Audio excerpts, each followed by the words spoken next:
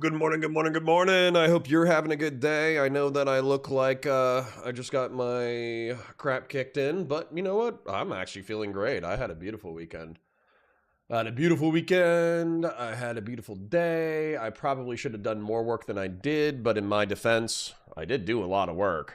So, watching those VODs on 2 times speed and then chopping out all the fluff is definitely not for the faint of heart. So, Fell says first. Good. Good morning, Fell. Good to see you, King. But it's going to be a weird day. It's going to be a weird day. I am going to be leaving a little bit earlier today just because I have a school appointment around. I think I'm supposed to be there. Sorry. I think I'm supposed to be there at 1:30. And let me just double check. And to be clear, I'm supposed to be at the school at 1:30? Question mark. Yep. But anyways, just 10,000 things going on. Not enough time in the day. Still having fun. We actually are going to be doing we're going to be doing a Prime Kai debate tonight. That's going to be interesting. So Doobie,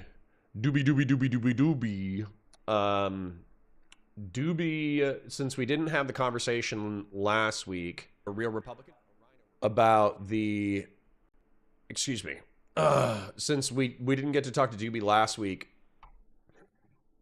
about the Wick crash out, which I still think is really funny. Watching that content back, we had a lot of fun with that, but watching that content back, there is some stuff that's unresolved, which is effectively like, are we going to take this collective punishment vibe and are we just going to apply it consistently? Because if we apply consistently, I don't give a shit. Dude, I don't give a shit. I'll literally I'll be like, yeah, sure. Muslims are collectively responsible for jihadist terrorism. Black people are collectively responsible for, disproportionate criminality in their community. What's the other one? God damn it. Every fucking time. Can I continue without subscribing? Let's go. I got a free read. Ezra Klein, dude. How old is Ezra Klein? One day offer, you've unlocked a... No, leave me alone. Leave me alone. What? How do I exit this? Fuck.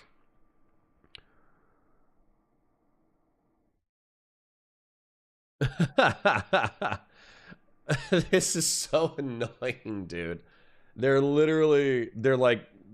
raping me with fucking pay suggestions in order to, no. God damn it. All right, dude. I gotta, okay, maybe I could do that.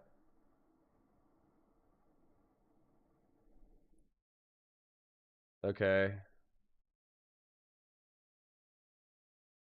Dude, sorry. I know there's dead air. I know I should be greeting you. I know I should be saying hello. But literally, the fucking New York Times right now, instead of being like, "Oh, let's go ahead and let's just let Connor read the article." Son of a bitch. Oh, somebody got kidnapped. It's in Santa Rosa's County. It's not, I can't do shit about that. Sorry. Sorry, I can't help you with the fucking kidnapping. Where's the search function now? Give me the search function, you son of a bitch. Bruh.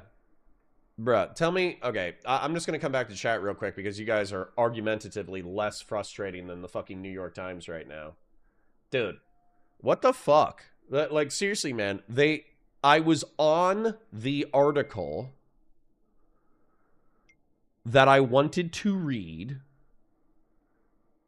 and then for Kushner, Witkoff, the affordable car is dead, what Orban's defeat means for the rest.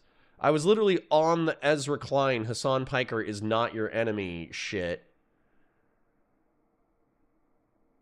And now, where's the fucking search function?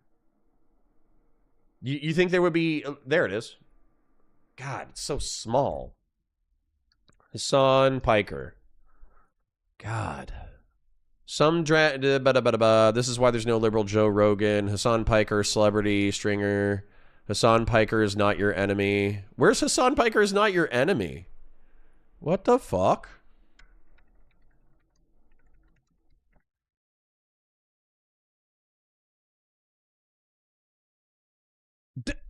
What? It was literally right here. I swear to God, the New York Times just fucked me.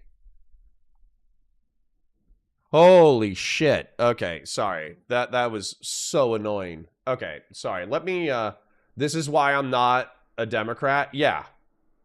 Dude, unironically, Ezra Klein should have just like showed up to my house, kicked me in the dick, slapped me in the face, pissed on my shoes, and that would have been better. Like I actually would have enjoyed Ezra Klein kicking me in the dick, slapping me in the face, and pissing on my shoes better than him writing this article. So, Patriarch says you can never do enough work. That's true. Caffeine. Jeb Kush, it says I have ear acupuncture on Friday. What's wrong with your ear that stabbing it with needles will make it better? Rifleman says maxing meal prep and psychic damage based. Rifleman, you've been here for a minute. Can I make you a moderator? I can make you a moderator. Welcome aboard, Rifleman. You can never leave. Why weren't you at the DGG fundraiser? I don't think they invite me. You know, I think you know the token Republican throws the vibes off, so they're just like they just don't invite me. I'm happy to see Z and Destiny worked on that together. I'm happy Digital Ground Game got a shitload of cash. I'm happy that that cash will probably put them through the midterms easily. But they didn't invite me. Maybe I would fuck up the vibes. Maybe I'd be like, "Hey, did you see this Ezra Klein article? I'm gonna go strangle that bitch." Yes. Demon says, you saw in the Hungarian election, the far right got crushed by a center-right party. Yeah, what's so funny about that, not only do I love that, not only do I hope that that is a bellwether, a weather vane of something to come, but what I do think is super funny about that too, is all the liberals were posting, like, there's this leftist meme it's like, how liberals think defeating fascism is. And then it's like some like soy jack voting against Hitler, and Hitler is like, oh no, please stop, blah blah blah blah blah. And the implication being that obviously fascists who are in power don't care about elections, therefore voting doesn't do anything, therefore you must become a LARPing revolutionary and you must like set fire to your local fucking Amazon warehouse. And then like immediately underneath that last night was like it was like a fucking Chad Jack voting, and then it was fucking Viktor Orban being like, oh no, but like actually it worked. like it worked. Viktor Orban got thrown out of power. More moderate voices now can control Hungary. Donald Trump himself and the Trump family was posting furiously about what they wanted to do, about, you know, wanting to work with Viktor Orban for like the future of Hungarian prosperity. And Trump himself was like, yeah, in order to boost the Hungarian economy, as we like to do for our allies, I'll pledge $50 billion in investment right now. And he just like tweeted that, and he still got fucking smoked. I love that. That makes me so fucking happy. Booming hard this morning, are we? I am, but you know what? I have a decent excuse, okay? I had a busy weekend. I worked. I hung out with the kids. Perfect. And so, yeah, I am going to have to leave a little bit early today, 12:45, 12:40. I'm going to have to dip out. I know that's really only like 2 or 3 hours of content, but, you know, shit, I got kids. Man. I gotta go I got to go do logistics bullshit for my kids. And, yeah. So, sorry. Life goes on. Doobie wishes his power level was as high as he acts like it is. I get that. Doobie might not be as like powerful like he's actually Varys the Spider, and his moves can actually like help rise and fall characters in the Twitch and YouTube political scene. But having like an active 1,000-person Discord, being frequent in the debate scene, actually paying attention to all the current events and actually paying attention to everything that's going on, being a millionaire who's retired, I mean, it's not a bad position for your late 30s, you know? Like, he's a millionaire and he's retired, and the only investment I have is my house. Like, to be clear, my house investment is doing quite well, and I bought it before COVID, so I am ecstatic with not only the increase in the property value, but also with the, in general, just having secured a low interest rate. So I do feel like I'm the last I'm on the last chopper out of Vietnam in reference to real estate ownership. But, you know, whatever. You know.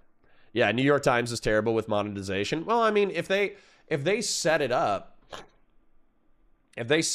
so like they bully people into giving them $10 a month or whatever, and then as a result of, you know, dozens of people forgetting to cancel their membership, they end up staying afloat as the world's premier and oldest newspaper in the Americas, then good for them. I just think it's annoying, like when I'm like a casual person who's trying to, dude, I'm just trying to log in so I can read Ezra Klein pissing me off to my liberal audience, so then we can laughably fight about the anti-Trump MAGA coalition and whether or not Ezra Klein actually approached the topic with some nuance, or if he's a fucking dipshit, lib shit, fucking nerd who fell for the social democratic propaganda that Hasan Piker throws out to fucking idiots who are too busy to check out his content.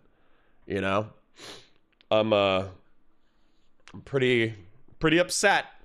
You know, but this does, I hope for you guys, this does clarify why I'm uncomfortable, you know, just being like, oh yeah, I'm a Democrat. I'm just like you. I'm just like a center left guy. You know, I just want the government to do some stuff, and me liking guns isn't a deal. But it's like, yeah, but if I'm Ezra Klein plus guns, plus some Jordan Peterson psychology and evolutionary psychology, and then maybe a few conservatarian, fiscal conservative takes every now and then about reducing the scope of the federal government so it's actually fiscally responsible and we don't tax and put ourselves in debt to death as a republic / empire.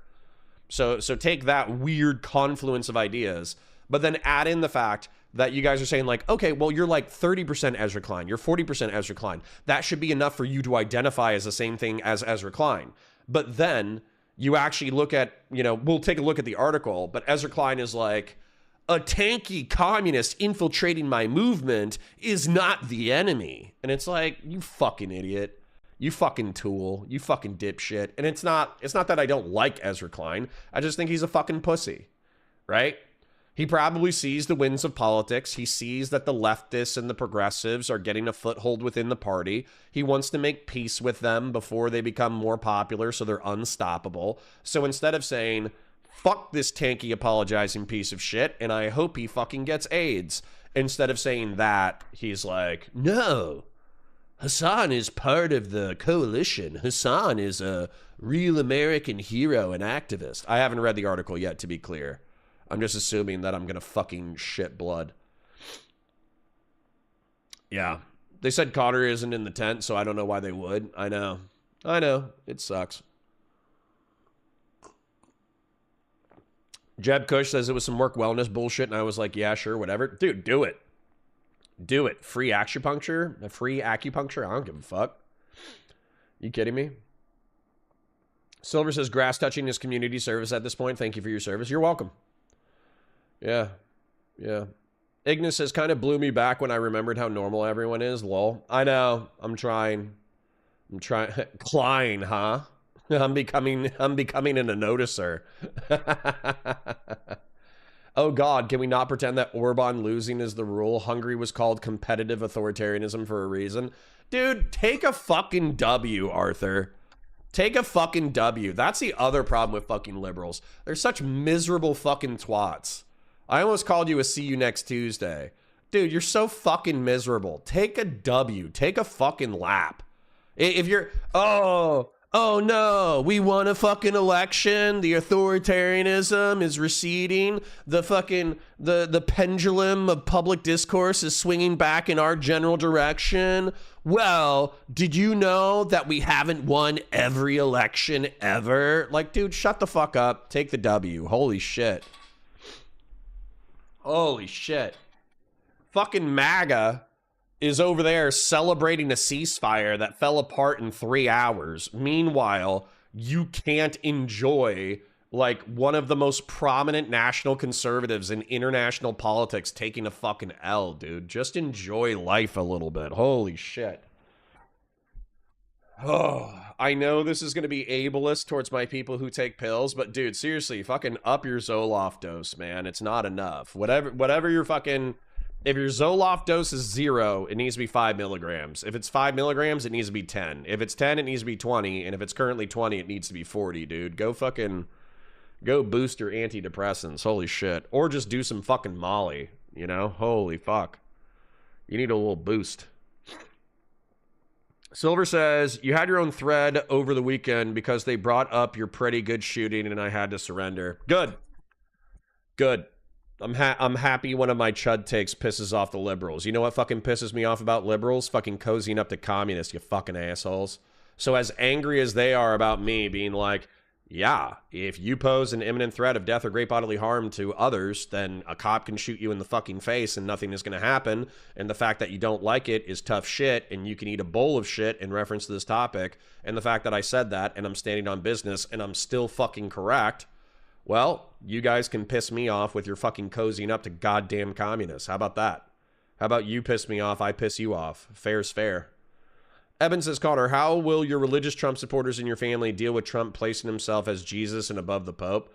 That fucking, they're going to ignore it. Just being real.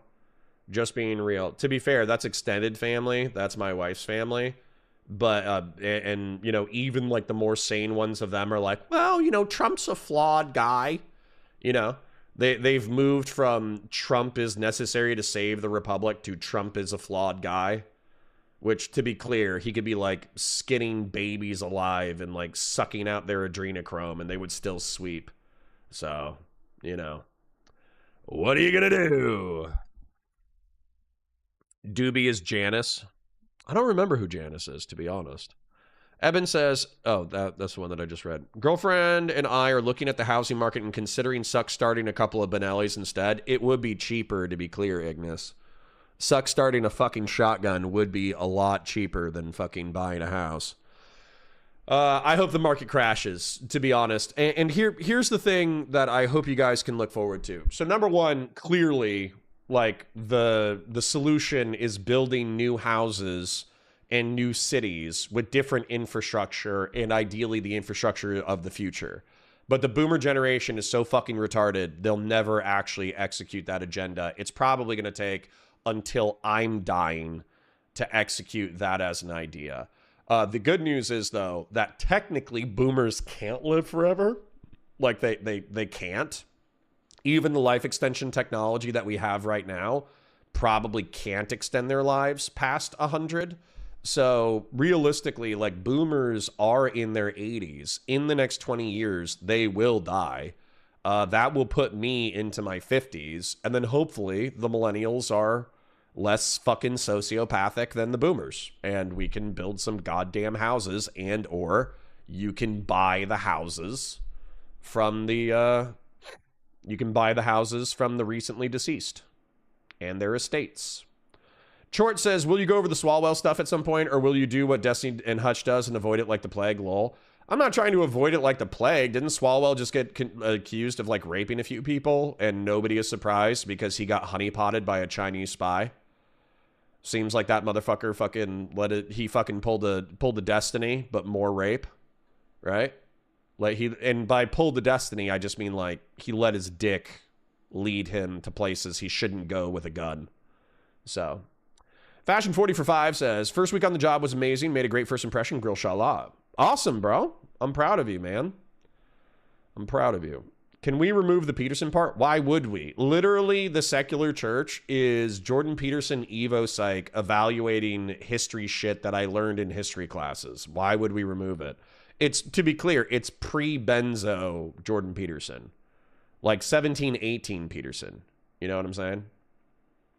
False Earth says, I was like, there's no way he said that. Is there? Lol. Yeah. I'm so sad about Ezra. I was in love with him. I know. I got to read the article first to see whether or not, like, because you know they all do that too. They all do that. They do the thing where they post like a spicy fucking title and then they actually explore the topic with more nuance. So we need to figure out, you know, we need to figure out, is it a spicy title with actual nuance in the article? Or is it like, no, he actually went full fucking maximum coalition with communist fucking dumbass. Felrunner says, I was going to make Connor voter flowchart explaining why it will never flow to AOC, but it will to Gavin. Make it. But I ran out of time. Oh, okay. Well, hopefully. It's okay, Jen. He can still be cute even if he's a bimbo. Isn't that sad? Isn't that sad when a man is a bimbo? When you're like, oh, he's so handsome. He's so handsome, I want to kiss his face. Turns out he's a fucking idiot, right? Sabrina Carpenter has an entire song about it. Silver for 5 says, mod dudes. God damn it. Where is it? Mod dues are due on Monday, you chumps. They're not due. I owe you money. I'm not going to pay it, but I owe you guys money. Are you kidding me? You pay me to hang out with y'all 5 hours a day, talk about fucking current events, and then fucking, you know, say some crazy shit, hopefully be a little bit funny.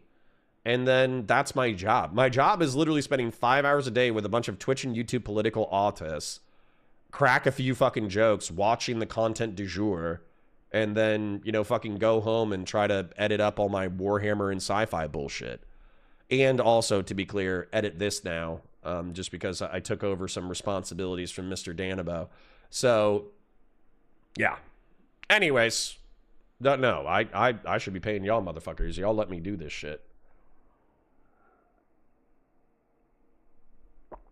Why is my side so pessimistic? I don't know, man.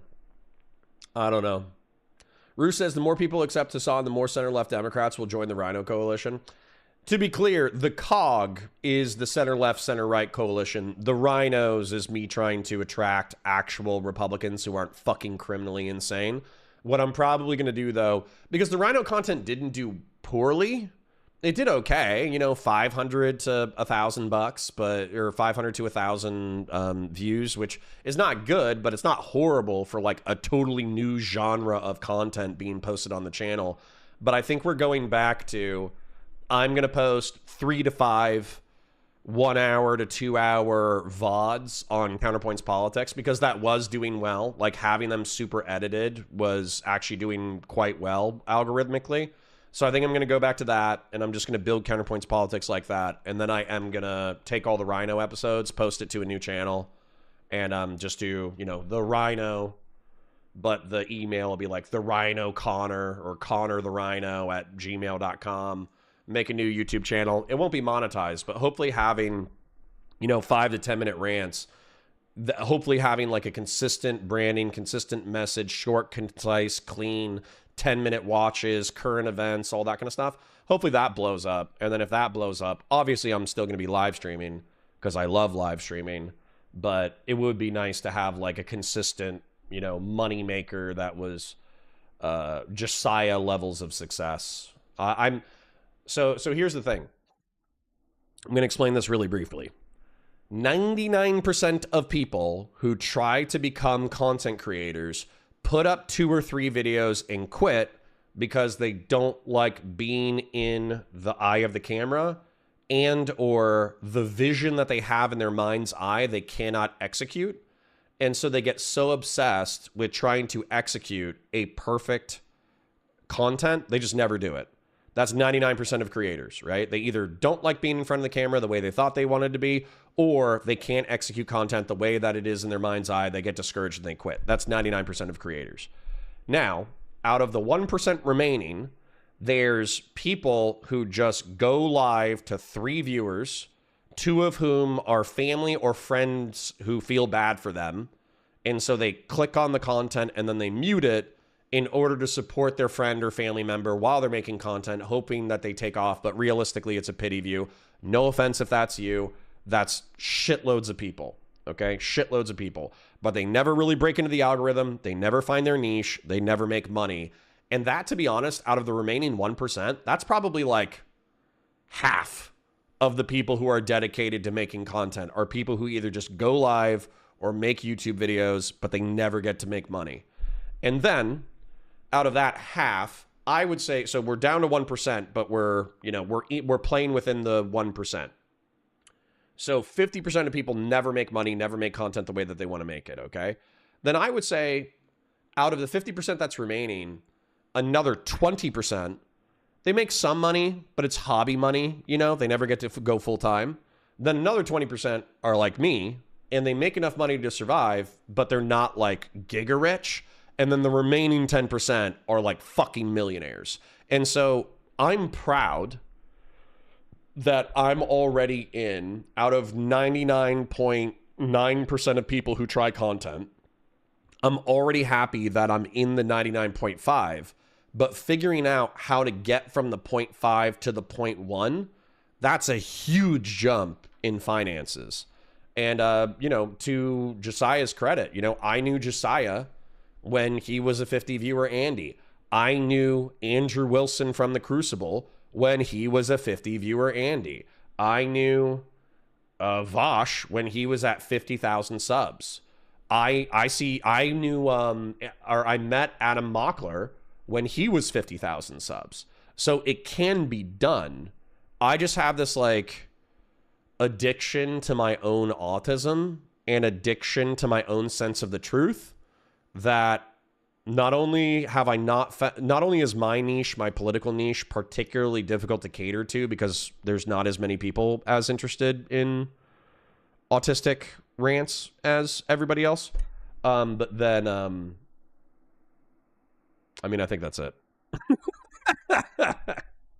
My brand of autism is not millionaire autism. My brand of autism is fucking whatever we're at right now. You know what I'm saying?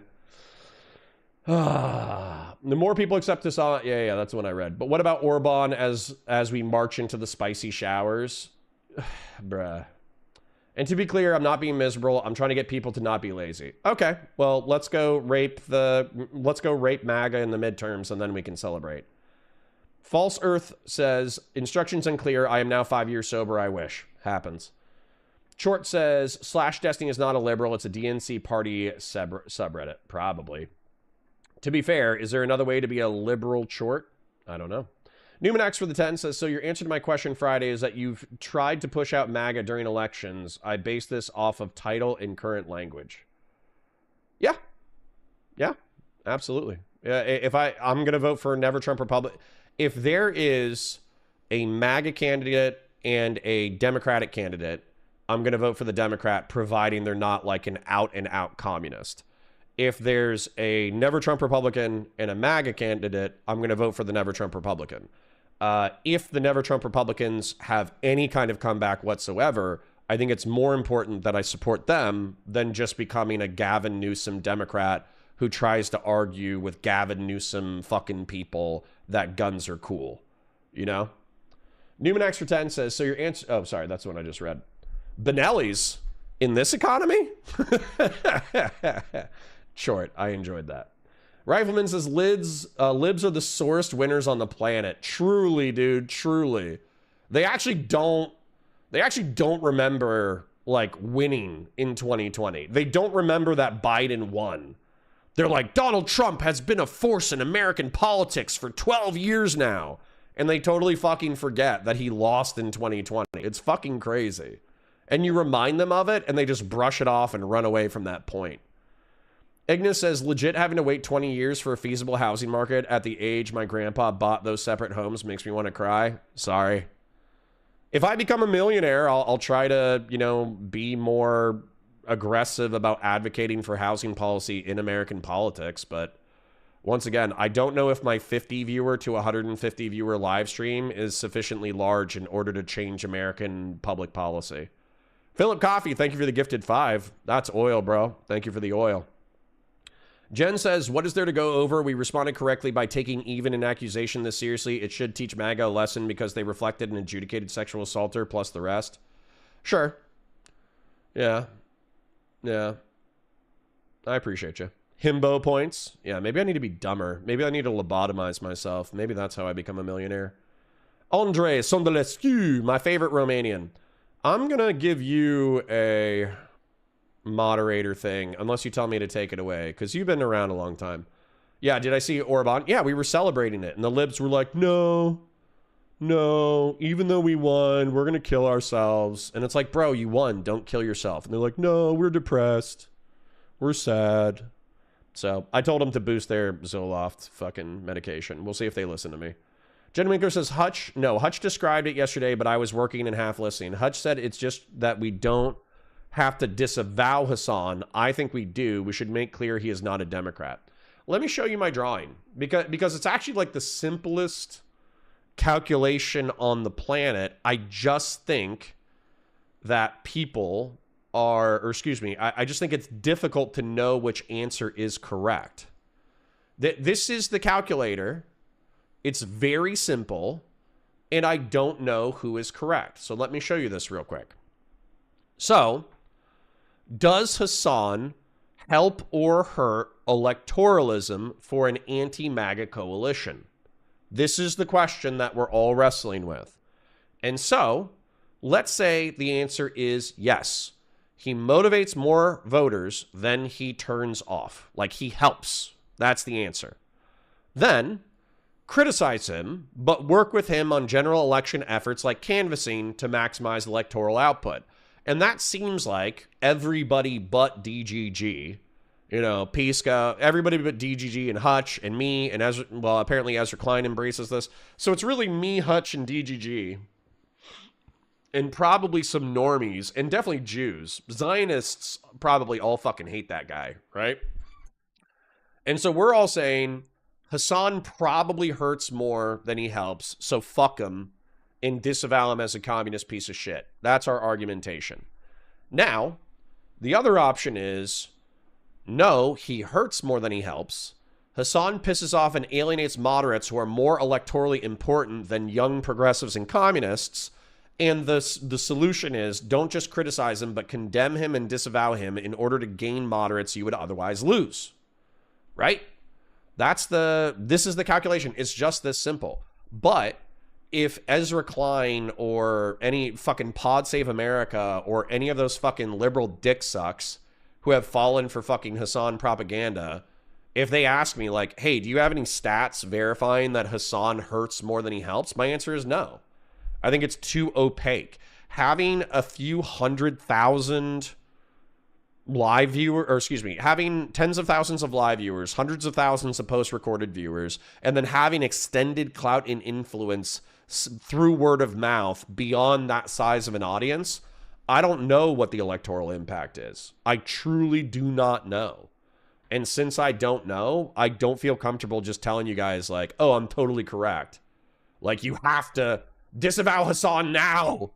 Disavow him now, or democracy fails. Like, that's part of my problem. I'm like not big enough of a liar. I wish I could just like lie. I wish I could just lie and just tell you guys like, I can see into the crystal ball. Hassan hurts the electoral effort more than he helps. We should disavow him now, and we should fire him into the fucking sun via a trebuchet. I wish I could tell you that, but I truly do not know. Oh, I'm dying. I might be dying. Philip Coffey says, that's not ableist. That's just good psych advice. That's funny. That's funny. Let me go up here. That's Philip Coffey with the oil. He dropped out. I don't give a fuck.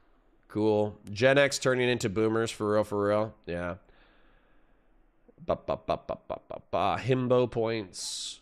I love himbos, but Hassan is too much of a malicious see you next Tuesday to be considered a himbo. All right, fair enough. Harstar says you're our minder. Good. Grassroots for the 10. Good to see you, King. And Grassroots, everybody give Grassroots a round of applause. Okay? The reason why we're giving Grassroots a round of applause is because I was going through something difficult, and he said, hey, man, you know, if you ever need help, let me know. And then I asked him for something. I asked him for help for something very stupid. Should not be a priority of mine at this time. But I asked him, and he helped me. Thank you, Grassroots. Number one, I don't deserve my chat. Number two, I don't deserve Grassroots. So, thank you, thank you, thank you, thank you, thank you, thank you, thank you, thank you, thank you, thank you. Grassroots for 10 says, to be fair, having women think you're pretty and or rich and find out you're a fucking idiot, not so bad after all. I mean, there's an advantage. There's an advantage too, which is they don't take you seriously. So, Old School says, great news, Connor. It's now legal to make homemade bourbon. It should have always been, but that's cool. Who said the more people who accept Hassan comment, whoever it is, nailed it? Well, let's take a look at, I don't know, and I'm not going to scroll up. We still got some more. Grassroots says, that's how I nab send patriarch anyways. Nice, based. Being a beautiful idiot. Let's go. Jeb Kush with the 5. Yeah, but none of them run 3 unrelated channels for the love of their special interests. I know. I should like triple down. I should do an evaluative criteria and just like triple down on one thing. But realistically, a year ago, that would have told me that I should become a Warhammer exclusive content creator. And now politics makes as much as Warhammer. So, you know, what does that tell you? You know, I think I'm a jack of all trades, master of none kind of guy. So, you know, whatever. I'm just going to stumble fuck my way through life. Okay. That's what we're doing. I'm going to mildly bitch about not being a millionaire while still having an incredibly good life. And I'm going to stumble fuck my way through life. You know, that's the actual plan. Old School says midterms will be marginal. The Dems marginally take the House. GOP will marginally hold the Senate. Dems are historically unpopular. Maybe. Patriarch with the oil. Thank you for the 10 gifted. I appreciate you. Silver says, I think if you copied Josiah's model, did a bit of Trump bad, but focused on other Republicans that have abandoned all their morals while dunking on Dems occasionally, good for the formula. Well, that's kind of Rhino, Silver. That's kind of Rhino. So, honestly, we're going to do that, but that's going to be a side hustle to my side hustle to my side hustle. So, Stepped on Unity said Trump killed bills under Biden admin without even being elected. He's definitely been a force, lol. Fair enough. I know you're talking about the immigration one. Jen Winkler says, bull fucking shit. MAGA are the source winners now. They're perpetual victims being oppressed because they're white Christian heteros. Sure. Sure. You guys are always going to be able to say that MAGA is a bunch of fucking F slurs, and I'm going to agree with you every single time. Okay? So if I'm ever criticizing the Democrats, or if I'm ever bitching about the Democrats or the libs or the whatever fucking people, and you're like, hey, but Trump and MAGA is worse. The answer has always been yes. And yeah. So Val says, why do viewers even matter? How do we know they aren't bots, foreign, etc.? I don't know. I think it's just a they matter for AdSense, I suppose. You guys are super generous, so I off of a 50 to 150 viewer live stream, I make decent money. So I'm not complaining, but I think having the other viewers is important for AdSense. So, Stepped on Unity. Sorry. If I see a bigger comment, then I'm trying to read them, even though I should probably start content, but I love hanging out with you guys, so I'm kind of being a little slow today. Andre Sondelescu says, TISA, the center-right party, won a supermajority. They'll be able to fulfill most of their agenda. Everyone who is not an adult should celebrate. This means we can help Ukraine more, amongst other things. Good. Good. James says, could start a performative party and make people wonder who is being satirized. Yeah, I should get that would be like On top of the 7 hustles that I'm doing right now, getting with Zhreg, getting with JREG and creating a sarcastic political party that actually has the perfectly dialed in amount of dissident autism to satirize the far left and the far right simultaneously would be fucking awesome. The only problem is, like, I can't not break character, Like, I would be doing the speech from, like, the satirized JREG dissident fucking political party, and then I would unfortunately be like, okay, guys, to be clear, this is a joke. Republican in exile says Hassan is evil, but siphoning off his base for electoral power is permissible. Yeah, that's kind of the evaluation. Yep. Christian Blair says, if bitching was an Olympic sport, Connor would win gold along with my girlfriend. Somebody clip that and send it to Christian Valeris' girlfriend.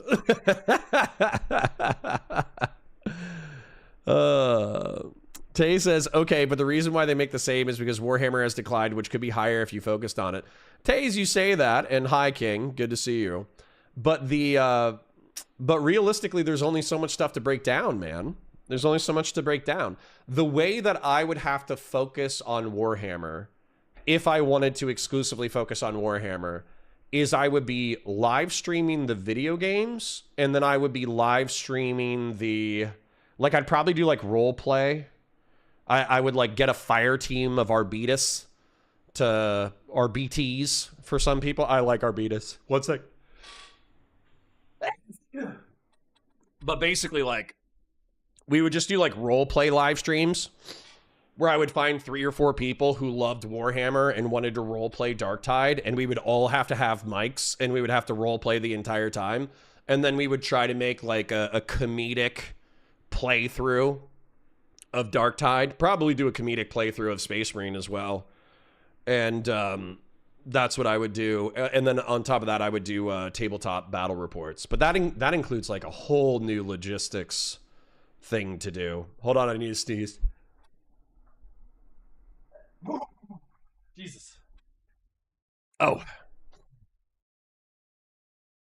You cannot convince me that Connor is a woman born with a penis. Well, I mean, are you trying to say that I am a woman born with a penis? Because that makes more sense. I'm also Irish. Irish people are very famous for complaining. Val says, I don't want Hassan to influence Dems, even if there is a minor benefit.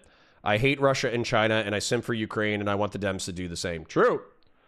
Grassroots with oil, 10 gifted. Thank you, King. We're about to hit a goal already. Thank you, guys. I appreciate you, buddy. I appreciate you. Real Serious says, how come I never get a membership? I don't know, buddy. Maybe it's because you're Argentinian. They don't trust you. Grassroots says, you're right. I should just be buying you bots. See, I'm scared. You have to do research with bots.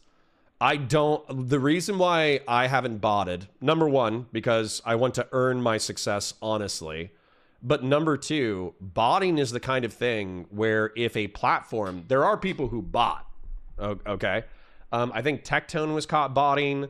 I think, who is it? The famous guy who still has a huge audience. Asmongold. Like when there was a huge bot purge, he lost like 25% of his audience. So, and you know, he's like tens of thousands of live viewers. So he went from like 40,000 live to 30,000 live, and 10,000 bots is a lot.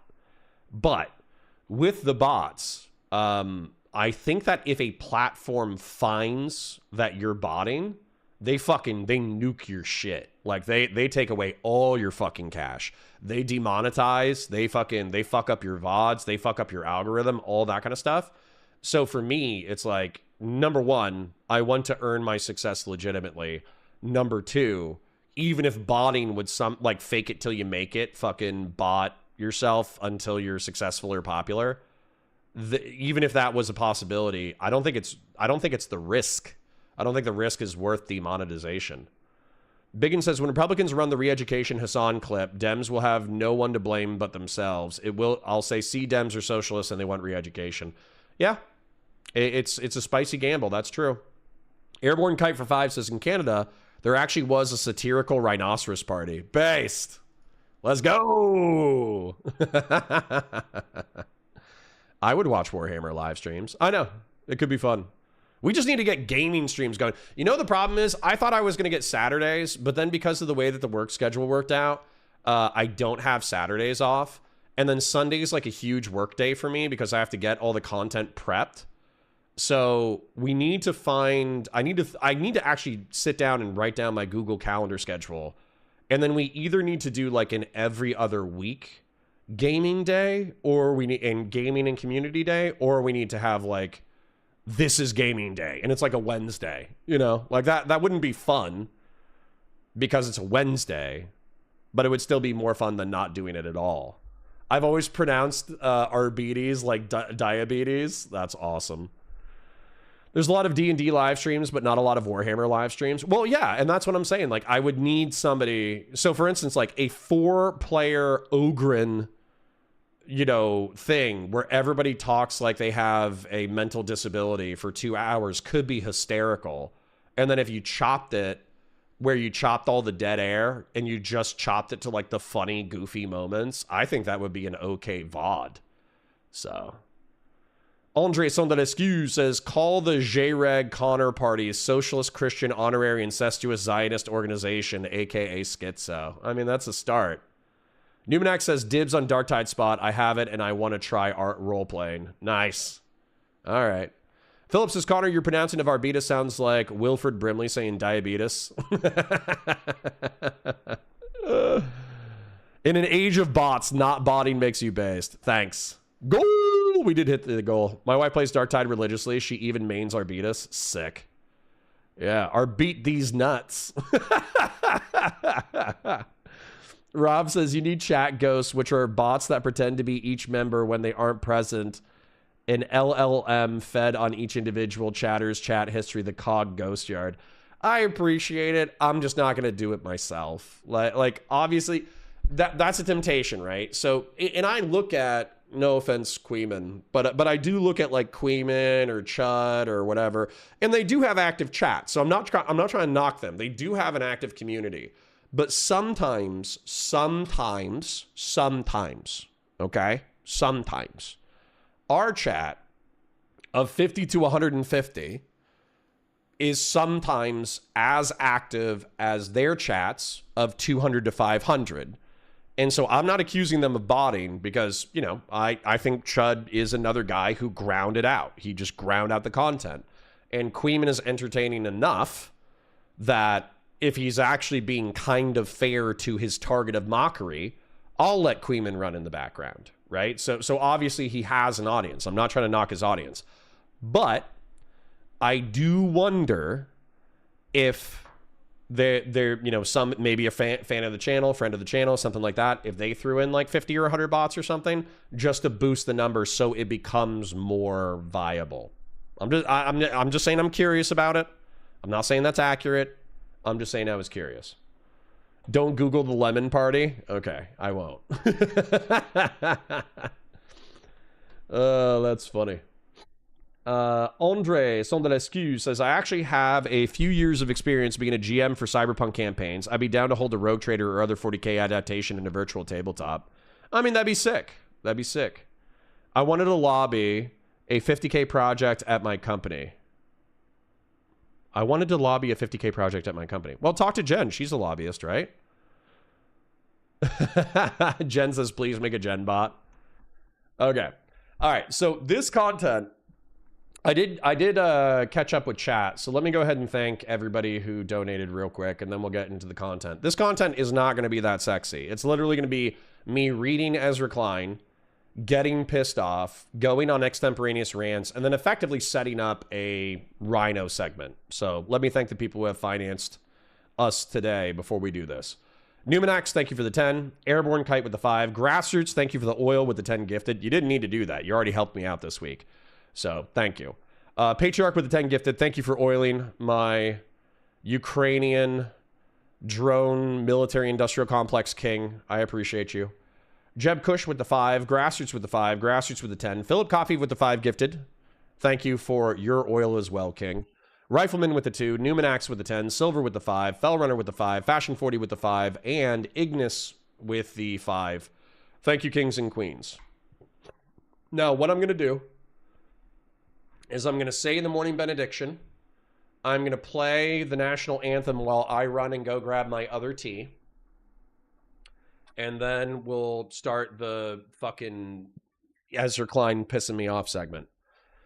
So, JD Vance, never Trump guy, TikTok song. Christian says, I am. They're 100% botting. Okay, well. It would make me feel better. It would make me feel better if people who I felt like I was peers to creatively were botting, and that was partially responsible for their success. That would make me feel better. All right. My streamer's on a mission to paint a target on my back. I'm kidding. I'm kidding. Patriarch's just a nice guy. Okay? All right. So, may your grill stay hot. May your beer stay cold. May you keep all your fingers while blowing things up. Amen. Daddy, give me the strength to goon, the patience to edge, and the wisdom to know the difference. All right, I'm going to go grab my tea while this plays. Let me make sure the audio's on. Okay, good. Well, good thing I checked it because that's on 4 times speed. This is really who Donald Trump chose as his running mate? I'm a never Trump guy. I'm a never Trump guy. I'm a never Trump guy. I never liked him. I'm a never Trump guy. I'm a never Trump guy. I'm a never Trump guy. I'm a never Trump guy. I'm a never Trump guy. I'm a never Trump guy. I'm a never Trump guy. I never liked him. I never liked him. I never liked racism. I'm a never Trump guy. Xenophobia. I'm a never Trump guy. Racism. I'm a never Trump guy. Xenophobia. I'm a never Trump guy. I never liked him. I never liked him. I'm a never Trump guy. I'm a never Trump guy. I'm a never Trump guy. I'm a never Trump guy. I never liked him. I'm a never Trump guy. I'm a never Trump guy. I'm a never Trump guy. I never. I'm a never Trump guy. I never. I'm a never Trump guy. I never. I'm a never Trump guy. I never. I'm a never Trump guy. I never liked him. I just wanted some water. Just wanted some water. All right. Then, let me just send this important text message. Hold on. This is important.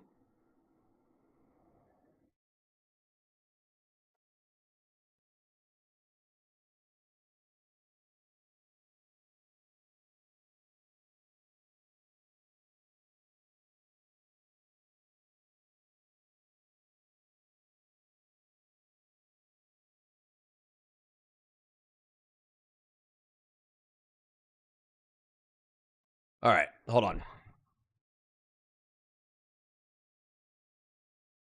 I think that's fair.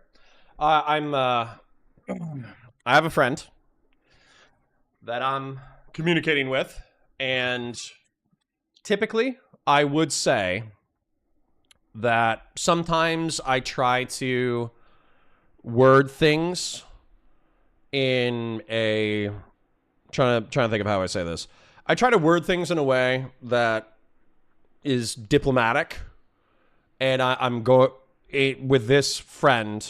I'm just being very direct, very straightforward, and I know that can be off-putting, but you know, basically, there's something refreshing with somebody that you can be savagely honest with, and so savage honesty.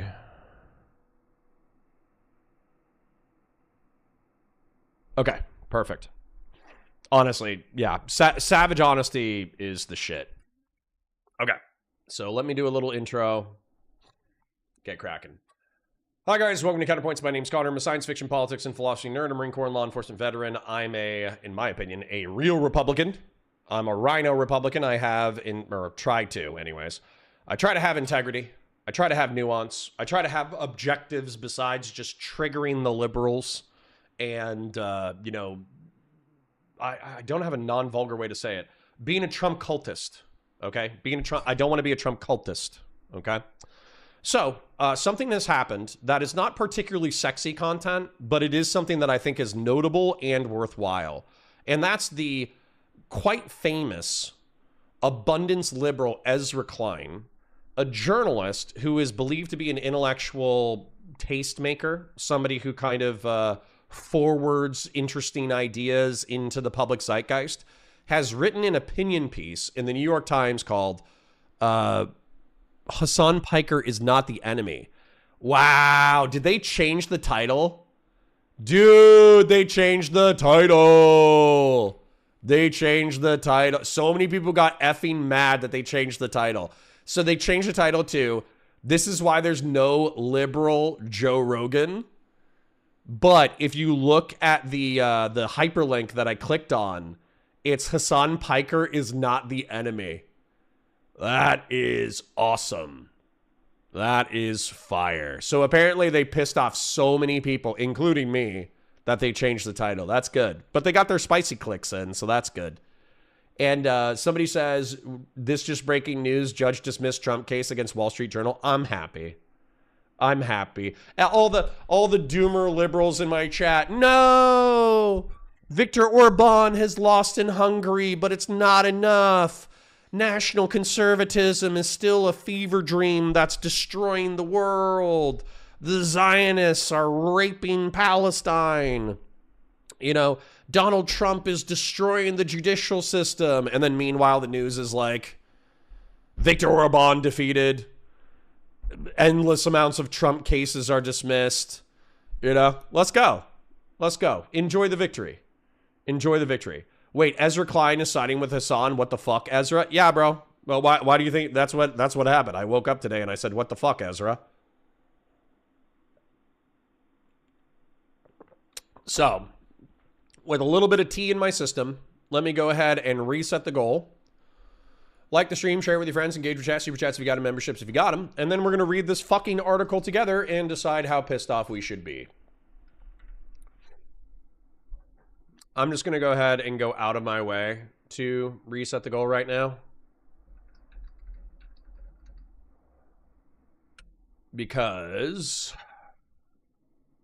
if I don't do it, I won't do it. Read this fucking article together and decide. And it's easier for me to like cut this shit out later. So pop out chat. Sorry for the dead air. Resetting the goal. Thank you for hitting the goal. I parasocially love you. It's a beautiful day. It's a beautiful day in the neighborhood. What a beautiful day to be a neighbor. All right, here we go.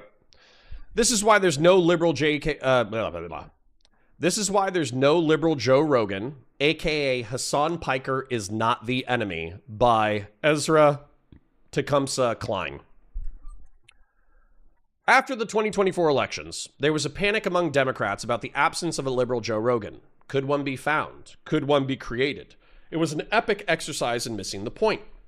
You cannot have a liberal Joe Rogan because Rogan is not particularly political. His audience cohered around conversations with comedians, MMA fighters, bodybuilders, and psychonauts. That's what made him politically influential. He could reach millions of people who were not otherwise interested in politics. The problem Democrats actually had, one of them anyways, was that they didn't like Rogan and criticized others for going on his show. They tried repeatedly to cancel him for his comments about trans people and his skepticism of COVID vaccines. To the extent that he is now a right-coded figure, it's not because he started that way. Rogan's political views are mixed. He backed Bernie Sanders in 2020. He supports universal health care and abortion rights. He dislikes vaccine mandates and lacks border control. But it shouldn't have been a surprise when, after years of being attacked by the left, he endorsed Donald Trump in 2024 like a fucking fudge. All right, that was almost a homophobic slur. The simplest way to tell people which side they're on is to tell them how much your side hates them.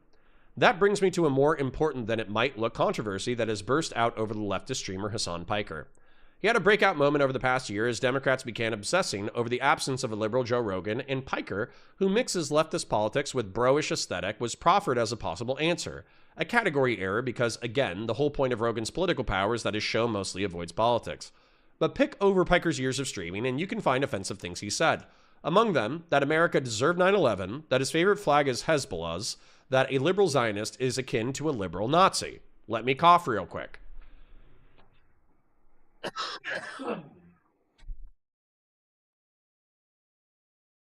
Oh. You mean Democratic spokesperson Hasan Piker? Yeah. Yeah. All right.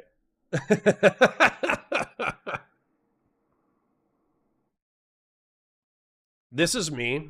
Just quick intermission, okay? Because I'm still drinking my tea.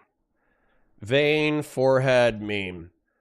Whenever I wake up and I am physically prohibited from saying the F slur, the N word with an A, the K slur, all that kind of stuff. I just want you guys to know that this is what you're, let me move my own picture out of the way. This is what you're physically doing to me, okay? As a white guy in the thousands who played Xbox, you know, Xbox Live, and I would have 6 to 8 friends on mic, and we would go into lobbies where the other team had 6 to 8 mics, and there was like 30 seconds before the game that you could talk shit, and there was 30 seconds after the game that you could talk shit. Actually, you know, asking me to not say homophobic and racial slurs physically does this to me. And I don't think that's fair. You know? I don't think that's fair. Rifleman with the 5 says, I can't think of anything that feels than triggering libs by beating MAGA in elections. That's not a bad move. Not a bad move. All right, let's keep going. The problem Democrats actually had, one of them... Oh, wait, that's one I read. That brings me to a more important than it might look controversy that has burst out over the leftist streamer, blah, blah, blah, blah, blah. Oh, okay, here we go. Streamer has said offensive things, isn't really a news story, but then Albu El Sayed, the more DSA-ish candidate in the Democratic Senate Party, I hate that sentence, in Michigan, began rallying with Piker. That led Third Way, a centrist group that previously demanded that Democrats draw a line in the sand and shun Hasan Piker and his Jew haters, to send a letter to Al Sayed demanding details about how closely you align with his most abhorrent views. Third Way sounds suspiciously Nazi, but is Third Way just the cog? Is it just a more advanced cog? Anyways. Jonathan Greenblatt, the head of the Anti-Defamation League, said Piker reflected the dangerous normalization of anti-Semitism in our politics. Politico then asked a number of possible 2028 Democratic hopefuls whether they would appear on Piker's show. Governor Gavin Newsom and Rahm Emanuel said they would. Representatives Ro Khanna and Alexandra Ocasio or AOC, Arian AOC, said she already had. Senators Cory Booker, Ruben Gallego, and Elisa Slotkin said that they wouldn't. I think there's rather a lot wrapped up in this controversy, so let's take it out piece by piece. Is Piker a Jew hater, as Third Way alleges? In an interview with the writer Aaron Regenberg, Piker addresses some of his worst comments. I find some of his answers compelling and others less so. You fucking idiot. The comparison of liberal Zionists to Nazis, for instance, is repugnant and not much improved by Piker clarifying that he opposes ethno-states. What made the Nazis notable wasn't their support of an ethno-state. Ethno-states are common. What made the Nazis notable was their effort to exterminate the Jewish people, and Piker's assertion that his opposition is to all reactionary ideology is hard to square with his admiration for Hezbollah. But to focus only on those comments is to miss much else that Piker has said and believes. He also said, from pogroms to the Holocaust, Jews have always been singled out by those in power as a scapegoat for the instability and economic volatility that people in power caused. A resilient, nascent anti-Semitism is a constant threat. He has called anti-Semitism gross, immoral, and a hate crime. He has promoted John Ossoff, a Democratic senator from Georgia who is Jewish, as a 2028 presidential possibility. In previous presidential primaries, Piker supported Bernie Sanders, who was also Jewish. In an unusual form of Jew hatred that calls out anti-Semitism and promotes Jewish Americans for the presidency.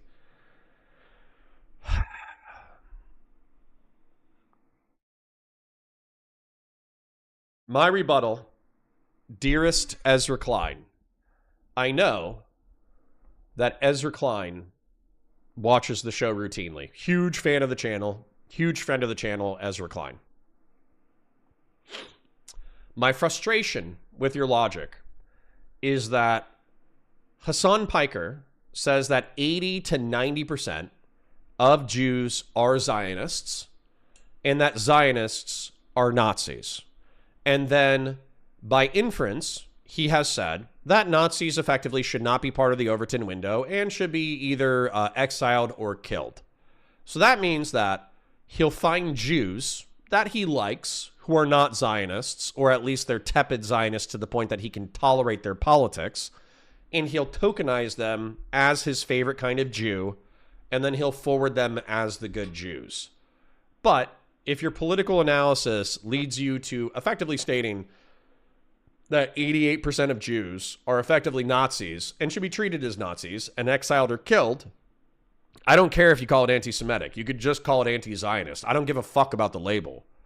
But you're kind of like a dumbass piece of shit. Is that fair? I think that's fair. Christian Blair says, saying the Kaesler, were you thinking of Dan Saltman? I was thinking about Dan Saltman. No offense, Dan. Whenever Dan gets like really vicious, but then he starts talking about like being vicious on a budget, I'm just like, that's the most like fucking Jewish shit I've ever heard in my entire life. No offense to my current Jews. I have deep disagreements with Piker, but he isn't a Jew hater, quote unquote. He's an anti-Zionist. Fucking took the bait, didn't you, you dipshit? And here I think the real stakes of this fight come into view. We are living through a rupture in both the meaning and the reality of Israel. A Gallup poll from February found for the first time that more Americans sympathize with the Palestinians than with the Israelis. Among Democrats, the gap was overwhelming, with 65% who sympathize more with Palestinians and 17% with the Israelis. I mean, that was because the Israelis were currently beating the shit out of the fucking Palestinians, but I get it. I get it. The difference, as I have argued, is largely generational. Older Americans still view Israelis more sympathetically, but among Americans aged 18 to 34, 53% sided with the Palestinians and 23% with the Israelis. This is new. Before 2023, young people and Democrats were more likely to side with Israelis because of the post-World War II narrative. This is not the result of an This is not the result of an international psychological operation or a profusion of memes. I think it's partially an international psychological operation and a profusion of memes, but go on. The Israel that young people know is not the Israel that older people remember. It responded to the savagery of October 7th by flattening Gaza in a brutal campaign that killed 70,000 Gazans, taking control of more than half of the territory and herding Gazans more than 2 million people into the remainder. Life there remains hellish. Israel has made hopes for a two-state solution fanciful by slicing the West Bank up into Israeli settlements and abetting constant settler violence and keeping a boot on the throat of the Palestinian Authority. It has used the Iran war as an opportunity to launch an invasion of Lebanon, displacing more than 1 million people and announcing that as many as 600,000 won't be allowed to return to their homes until Israel decides otherwise. The Knesset just voted to legalize hanging as a punishment for Palestinians who are convicted of killing Israelis in terrorist attacks. Third way suggests you can identify Jew haters by their use of loaded words taught in social justice seminars.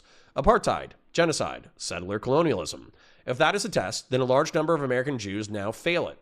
Israel, as it is behaving today and as is constructing itself for tomorrow, is incompatible with any normal understanding of liberal values. Woof. Grassroots for 20 says, every day is a tax on my wood chipper's patience. It eats communists, left wing, and right. Yeah. Excuse me. I am upset. Well, let's be upset together. There will be no Palestinian state to the west of the Jordan River. Ooh, that's not good. That's not good. That's not good. I think the two-state solution is dead, friends. I know that I already predicted that, but just having him say it flatly kind of sucks. Grassroots 5 says, also rude, frankly, to attempt to starve my wood chipper. I know. It is. Unfortunately, we would have to commit a myriad of felonies, some of them with capital sentences, in order to feed your wood chipper, Grassroots. So I'm sorry, but until there's an American Civil War, he's going to have to remain hungry.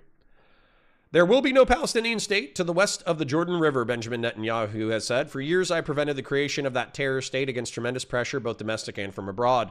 We have done this with determination and with astute statesmanship. Moreover, we have doubled the Jewish settlement in Judea and Samaria and will continue on this path. All right, this is going to be me just looking up the old maps of Judea and Samaria map.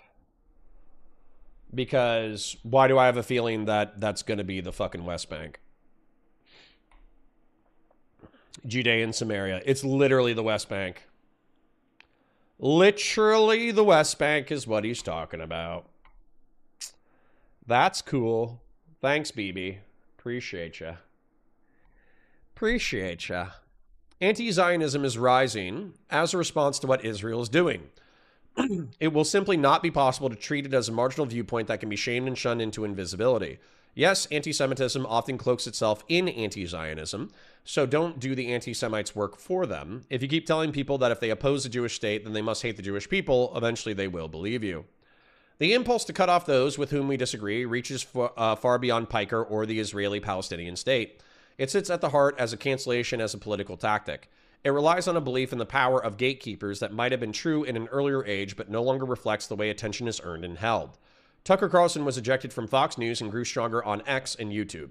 Nick Fuentes was banned from major social media platforms and gathered strength in the shadows. Trump went from being banned by every major social media platform to retaking the presidency. But it's not just the cancellation has failed to silence those it targeted, it also weakened those who used it.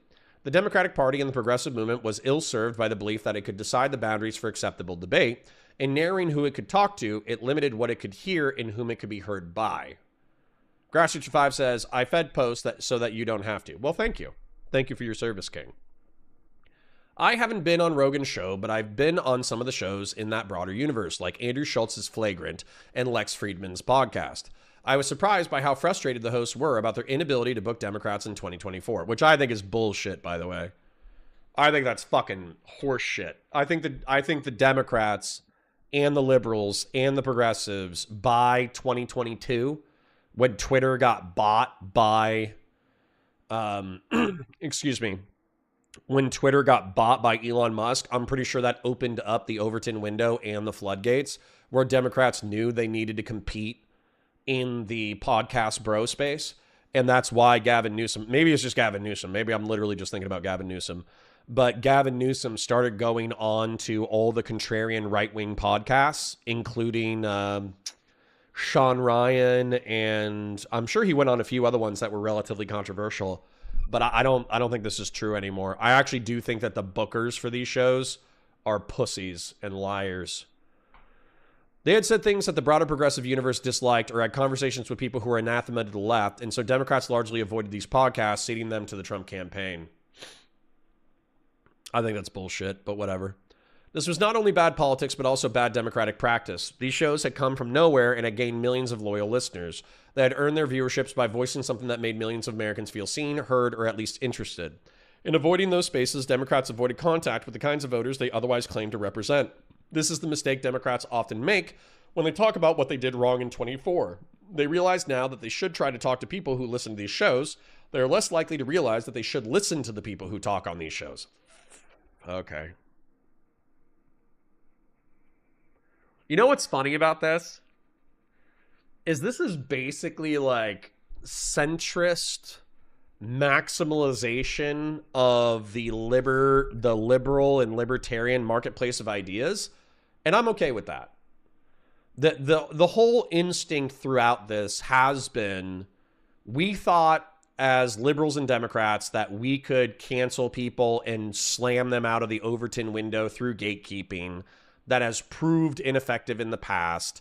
Therefore, if it's not effective in the past, maybe we shouldn't try to do it in the future, and maybe we shouldn't try to gatekeep the far left. But I need to clarify some things probably by the end of this. We're like 3/4 of the way done. Beneath this is an important principle. Conversation is not a reward to be bestowed on those with whom we agree. It's a necessary habit in a democracy. The point is not to find agreement so much as to deepen understanding. To talk with others is to believe in the possibility of change, theirs and your own. Whether you like everything that someone has said should be severed from the question of whether or not that person is worth talking to. I agree with this. Crusader Danny says, Ezra Klein is doing his PF Young arc. Don't worry about it. I'm actually okay with this, right? Randy Chang says, bookers just look at view count, subscribers, followers, not political themes. That's what I feel like, too.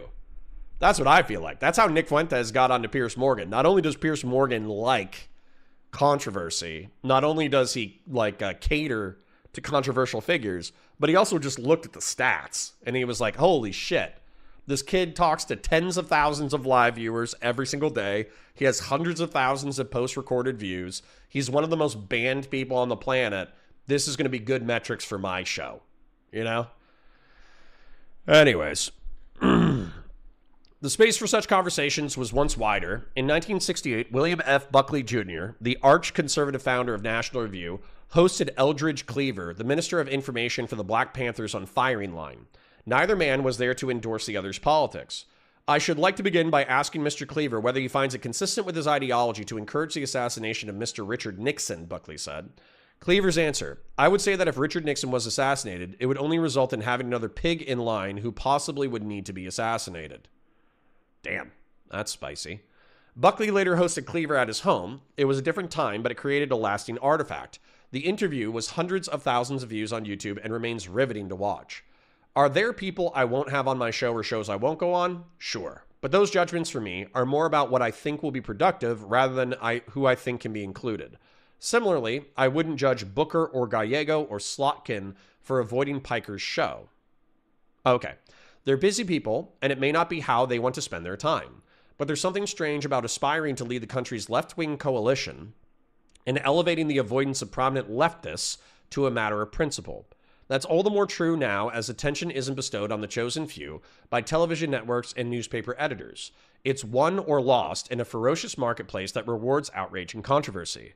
The winners of the attention wars today are typically people who said some outrageous things in the past or are still saying them in the present.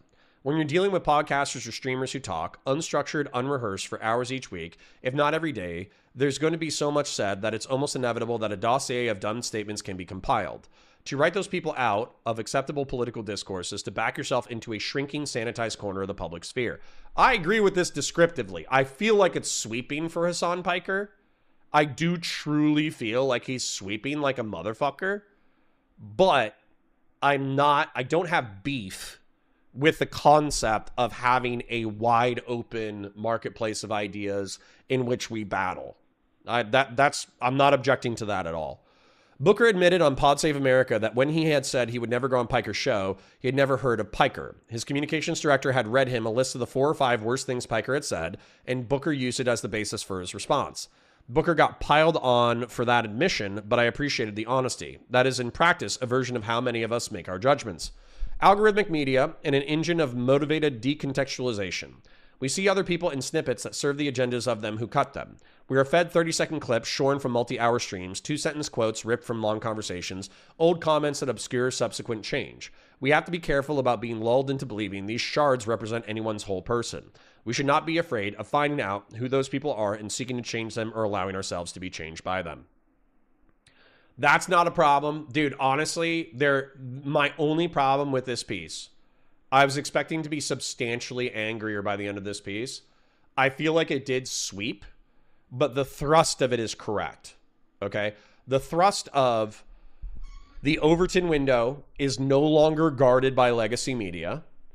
In the modern algorithmic age, outrage, spicy clips, hot takes are the way that some of the most prominent creators seize and maintain attention. That judging them based off of a few clips is not the source of your understanding. That these people have, tens of thousands of live viewers, hundreds of thousands of post-recorded views, cumulatively probably tens of millions of views across their platforms, and therefore trying to box them out of the conversation is not only nonsensical, it's probably counterproductive. That's fine. I have no problem with that. But some fucking dickhead at the New York Times, truth be told, I would not have read the article if the dickhead had not gone with the spicy title. Let's be real here for a second, okay? He changed it to, because they probably caught shit on Twitter, This is why there's no liberal Joe Rogan, is what they changed it to, which is going to appeal to sanitized New York Times, Ezra Klein fans. They'll click on this. But if you want people outside of the sanitized Ezra Klein, New York Times fan base to click on this shit, spicy title helps. And the spicy title is Hasan Piker is not your fucking enemy. But since I know that Ezra Klein watches every single one of my episodes, he's a huge fan of the show. Okay? He's a huge fan of the show, and I know he's going to watch this. So I'm going to share this with him. Ezra Klein, the body of your work is unobjectionable. Okay? The previous title was hyper objectionable, but it did get me to click on your article. And the previous headline was Hasan Piker is not your enemy. And I want to explain to you real quick that why that title was 100% incorrect. Hasan Piker was born to Mehmet Piker out of Turkey. He's actually unironically an anchor baby. He was flown to the United States, born in New Jersey, flown back. And then he was raised in Turkey. And his dad is like a billionaire sitting on the Chamber of Commerce for Turkey. And he seems to have, Mehmet Piker, seems to have some pretty negative opinions about the United States of America and raised Hasan Piker in that culture. Hassan came to the United States, partied at the University of Miami, got a Geopolitical degree, and basically worked at his uncle's media company, the Young Turks. And once again, I find Cenk Uygur less objectionable than Hasan Piker, but Hasan Piker crafted a live stream audience. He is an unapologetic maybe he's an apologetic authoritarian communist. What I mean by that is that he has been on shows, not only, well, actually on his own show, he simped and swept for the Soviet Union of the 20th century. He has simped and swept for the CCP, both in the 20th century and in the modern era. He has traveled to modern China. He has simped for them while in China, which is effectively like an authoritarian police state, currently likely guilty of a cultural genocide in reference to the Uyghur Muslims, and also of illegal organ harvesting in reference to the Falun Gong religious minority. And he sweeps for that.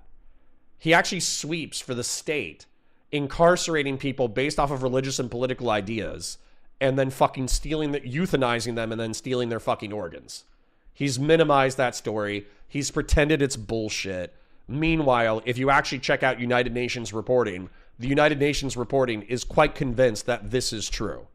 And not only is that true, but the cultural genocide is inarguable.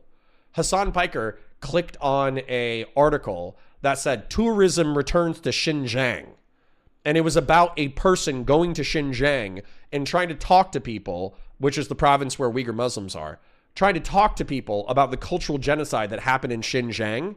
And effectively, the second they started asking locals about the cultural genocide, a CCP minder, basically somebody who wanted to, make sure that they weren't asking the wrong questions, started following them around town, basically standing a foot away from the community members that they wanted to interview about the cultural genocide in Xinjiang. And the way that Hasan Piker characterized that article was like, oh yeah, tourism is back in Xinjiang. There's no cultural genocide. Who gives a fuck? And honestly, I'm trying to resist using homophobic slurs against Hasan Piker right now because that's so fucking repulsive. I can't even believe he has the fucking balls to say what he says about Israel-Palestine while sweeping for the fucking CCP. But anyways, not only that, he is truly an anti-American imperialist. And what I mean by that, American imperialism. We live in a world that is dominated by the American security establishment and international commerce. And he would truly like to see the American empire folded. He would like to see our military capacities eroded, us withdraw from Eurasia. Whatever happens after that, if China swallows parts of Eurasia, who gives a fuck? If Russia swallows parts of Eurasia, who gives a fuck? If Russia rapes and annihilates Ukraine, who gives a fuck? because realistically, the greater evil of American empire will have been defeated. And so the tens of thousands, hundreds of thousands, probably millions who would die through the transition of American imperium into whatever the Chinese, Russian, American multipolar planet, he doesn't give a fuck. He thinks it's a necessary evil. And I think he's a fucking F-slur for that. So we got simping for authoritarian communism. We got, okay. We didn't even get to this. So Ezra, still trying to talk to Ezra real quick. He has said this openly on a podcast with Marxist-Leninist Hakim from Iraq and Marxist-Leninist Second Thought, somebody who wants to live in an anarcho-communist society where if you don't like anarchism or communism, you should be sent to a re-education camp and effectively re-educated out of your anti-communist ways.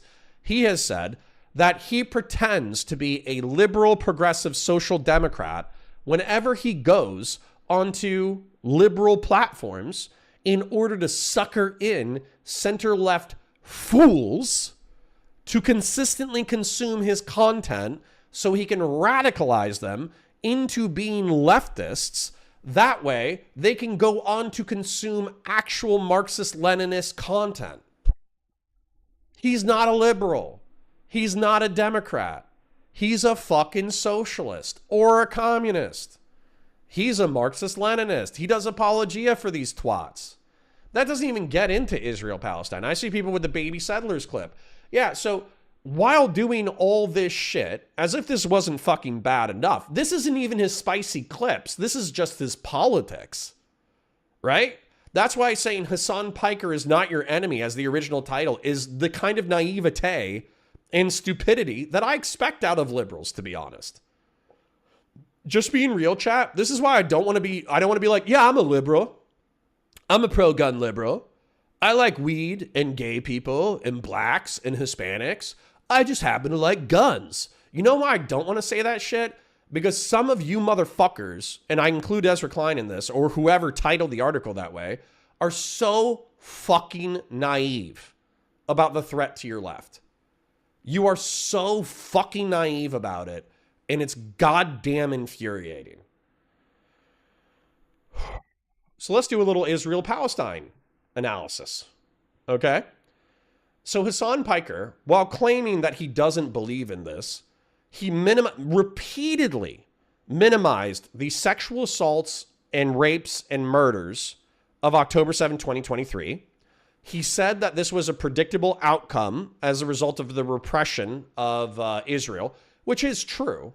But then he propagated the conspiracy theory that the vast majority of the civilian casualties on October 7, 2023 were Israel's own armed forces. So this is what happened according to Hasan Piker. So Hamas freedom fighters, the moral force in Israel-Palestine, I shit you not, he has said that between the lesser of two evils, between the IDF and Hamas is the lesser of two evils. So let's go ahead and run down what he implies and has sometimes outright stated happened on October 7, 2023. So brave Mujahideen, Hamas fighters, crossed into southern Israel and they didn't kill any civilians. Okay? They were perfect gentlemen. They didn't rape anybody. They didn't shoot anybody. Any footage to the contrary is an exception and not the rule. Okay? Those were a few bad hombres. But realistically, Hamas are moral freedom fighters. They kidnapped a bunch of Israeli citizens in order to use as hostages for a political prisoner exchange. And then as they were traveling back across into Gaza with their 900 civilian captives, the Israeli army, using the Samson protocol or whatever the fuck they call it, just opened fire and massacred everyone. Okay? The civilians didn't die because of Hamas. The IDF just hit every person traveling south with Apache Hellfire missiles and 20 millimeter chain gun rounds. And realistically, out of the 900 civilians that died on October 7, 2023, maybe 30 of them were killed by Hamas, you know, the ones that you have on camera, but 870 of them were killed by the IDF. Hannibal, that's what it was. It was the Hannibal protocol. Okay?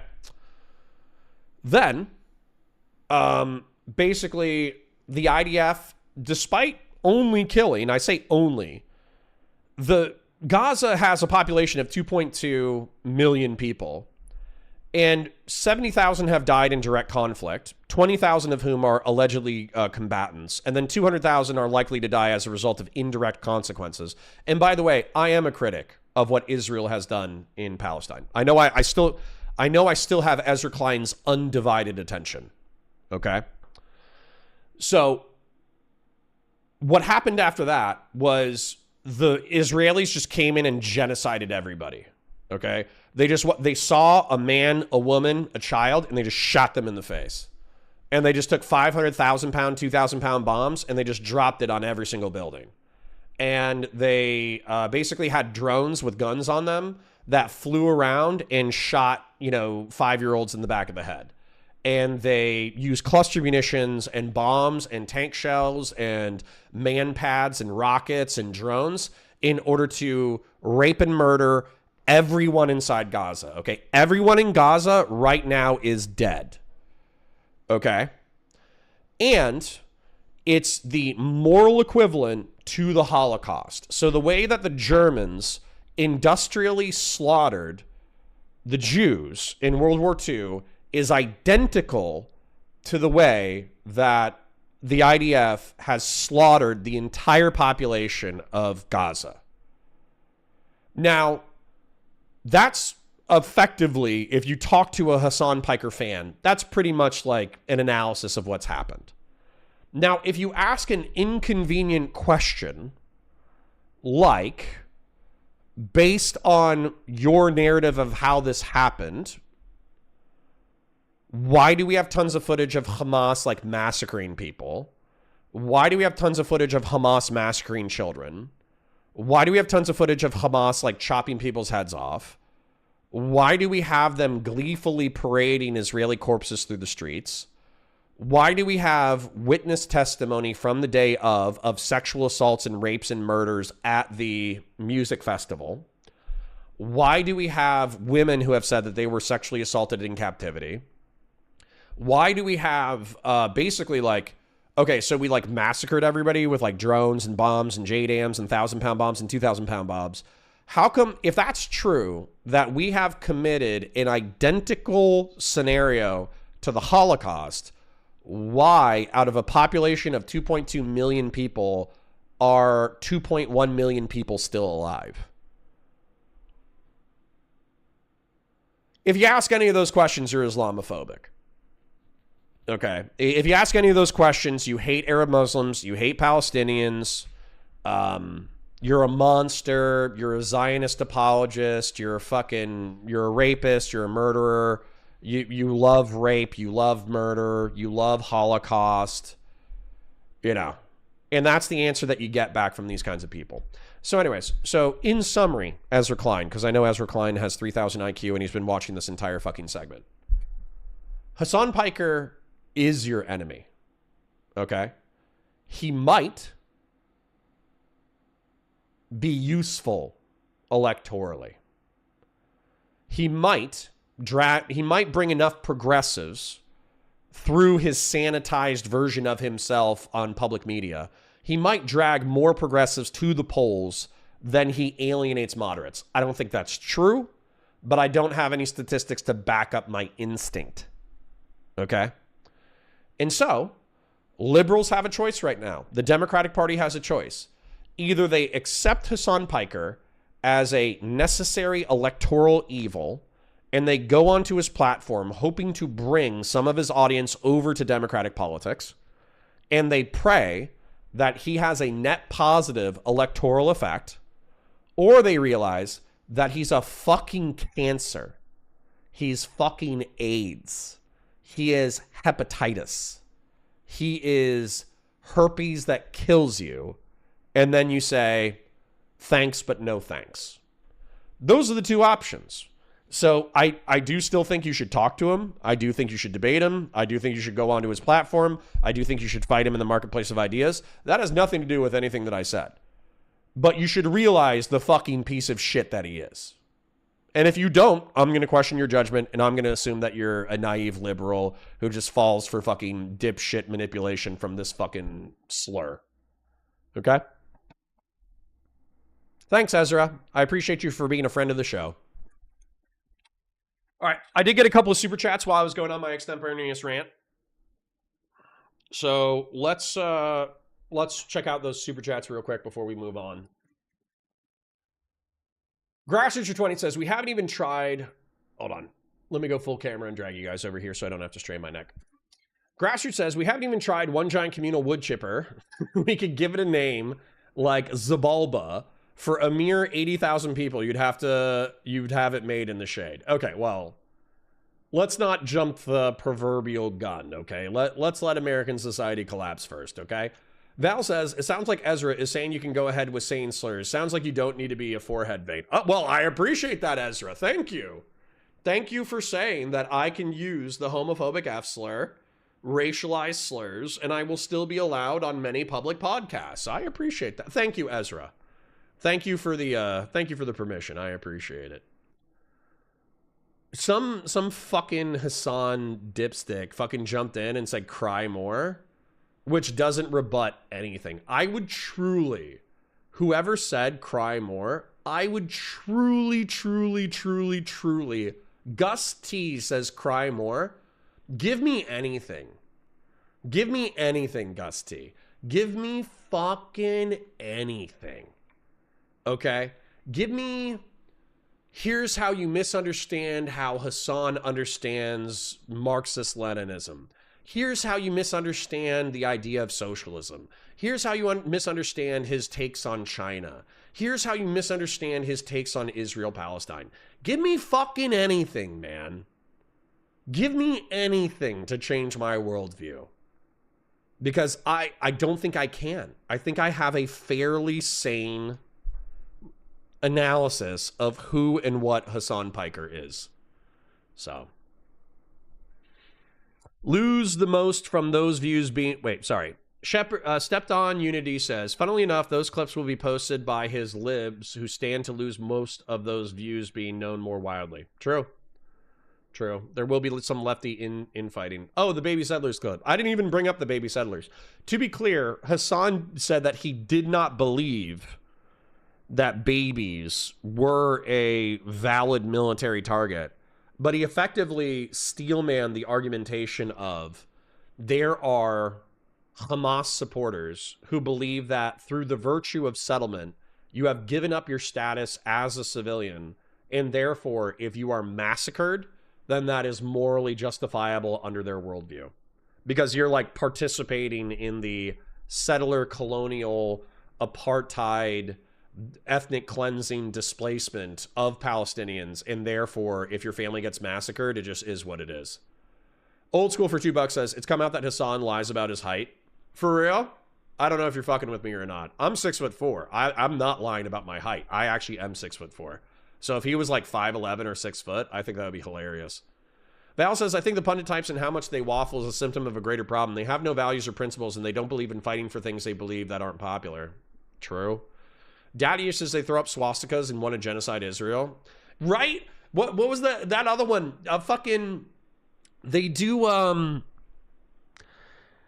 the Ethan Klein content cop, and Hasan Piker took his fucking like swastika sword and gave it to iDubbbz for the opening segment of his fucking anti-Jewish, anti-Israeli, anti-Zionist screed against Ethan Klein.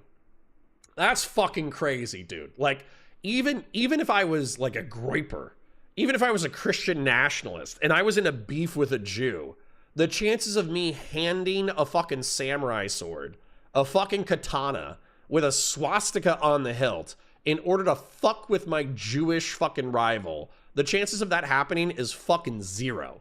And the fact that iDubbbz and Hasan Piker did that is wild.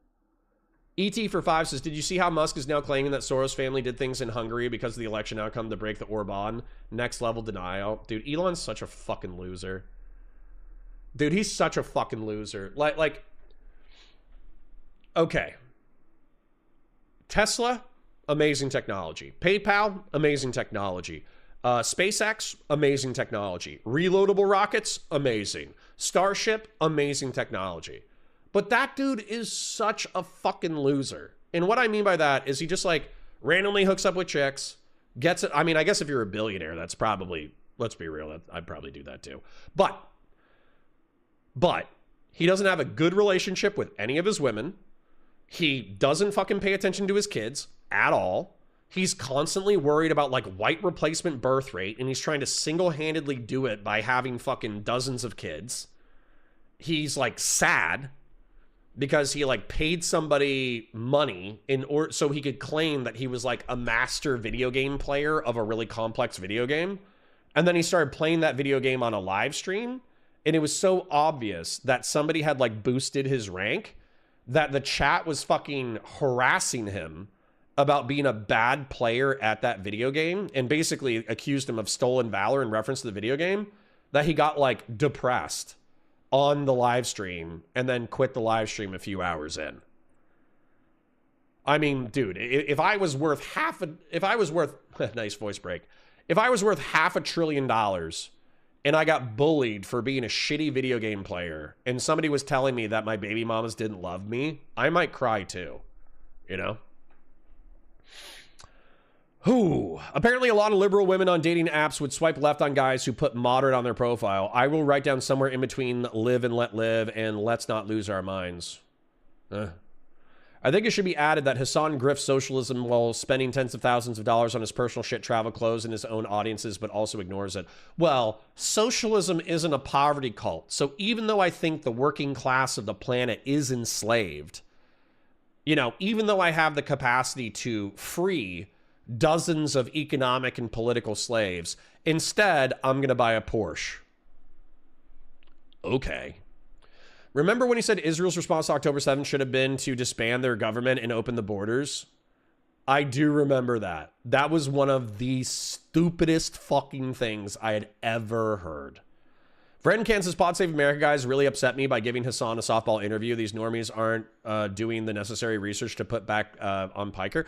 Interestingly enough, so I do have an early day today. I do have to go do shit at a school. But like, I was thinking about checking out the Hutch segment in order to see it. But if there was something more fun, like if there was like a debate I missed over the weekend or whatever, I would go watch a spicy debate. I hate Hassan so much. And every talking point that I just gave you over the past 30 minutes is the same talking point I would regurgitate in any Hassan content. And Hassan is so fucking boring that it's actually difficult to watch him. So, honestly, like, if anybody had any suggestions about any other kind of content that was spicy, I would truly watch anything else besides Hassan 10.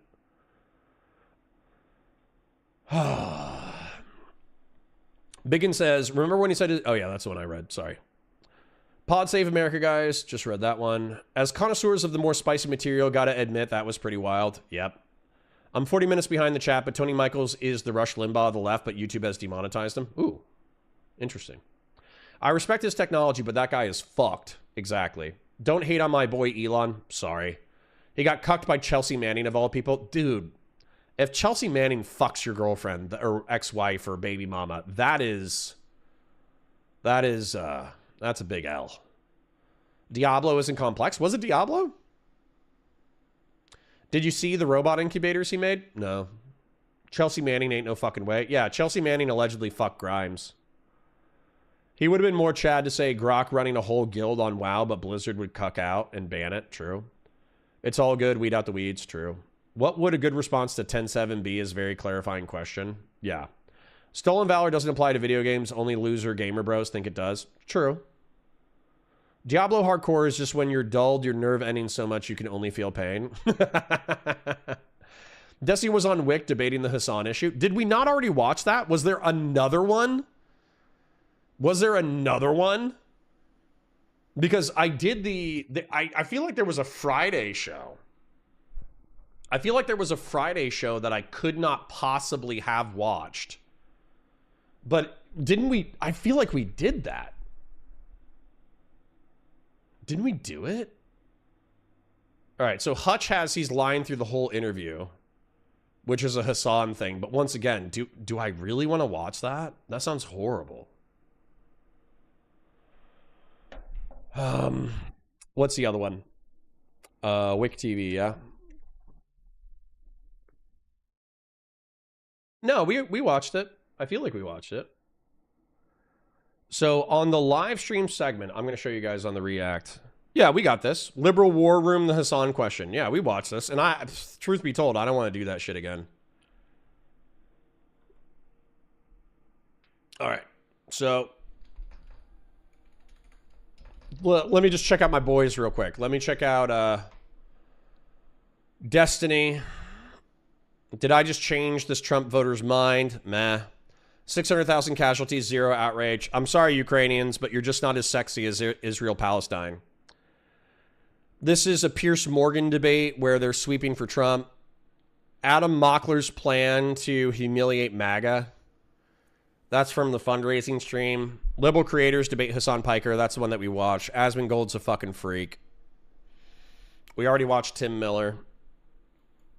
If we go to Hutch, I'm not going to lie. I would straight up go for some dissident right-wing content. I would go for some Nick Fuentes right now. I'm not kidding. I don't even care if it's not algorithmically popular. I would watch Hutch. Okay. I'm going to give you two options. Hutch. Ooh. Okay, I remember one from last week. I remember two from last week. So we got Lactoid versus Kalinda on Russia, Ukraine. They're both friends of the channel, and I do want to watch them at some point this week.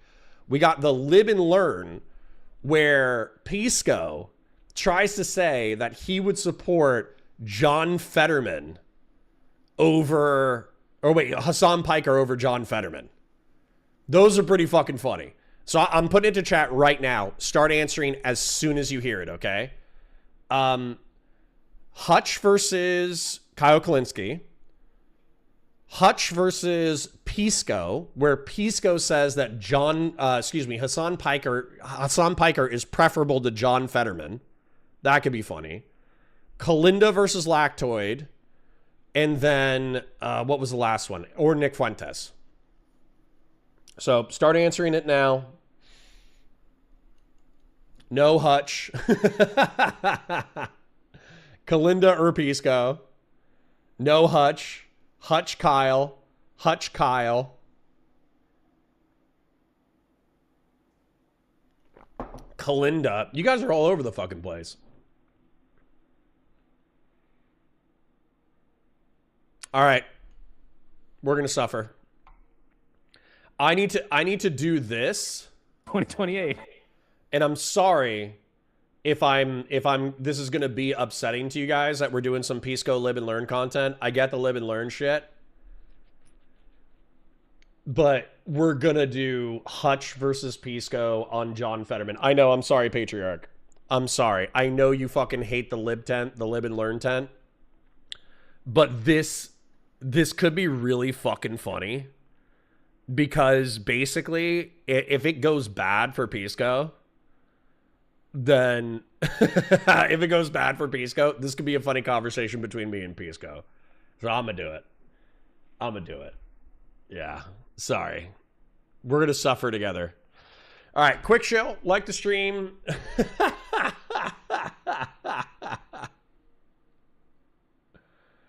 Okay. Republican in exile. I'll do this.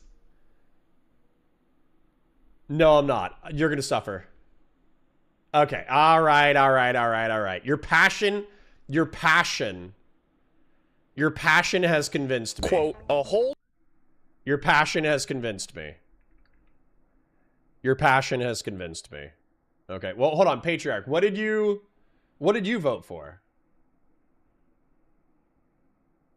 Okay. Patriarch oiled today, so I don't want to punish him. Patriarch, what did you vote for?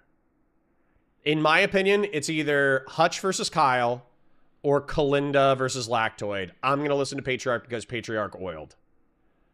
And Grassroots is very flexible. Well, hold on, Republican in exile.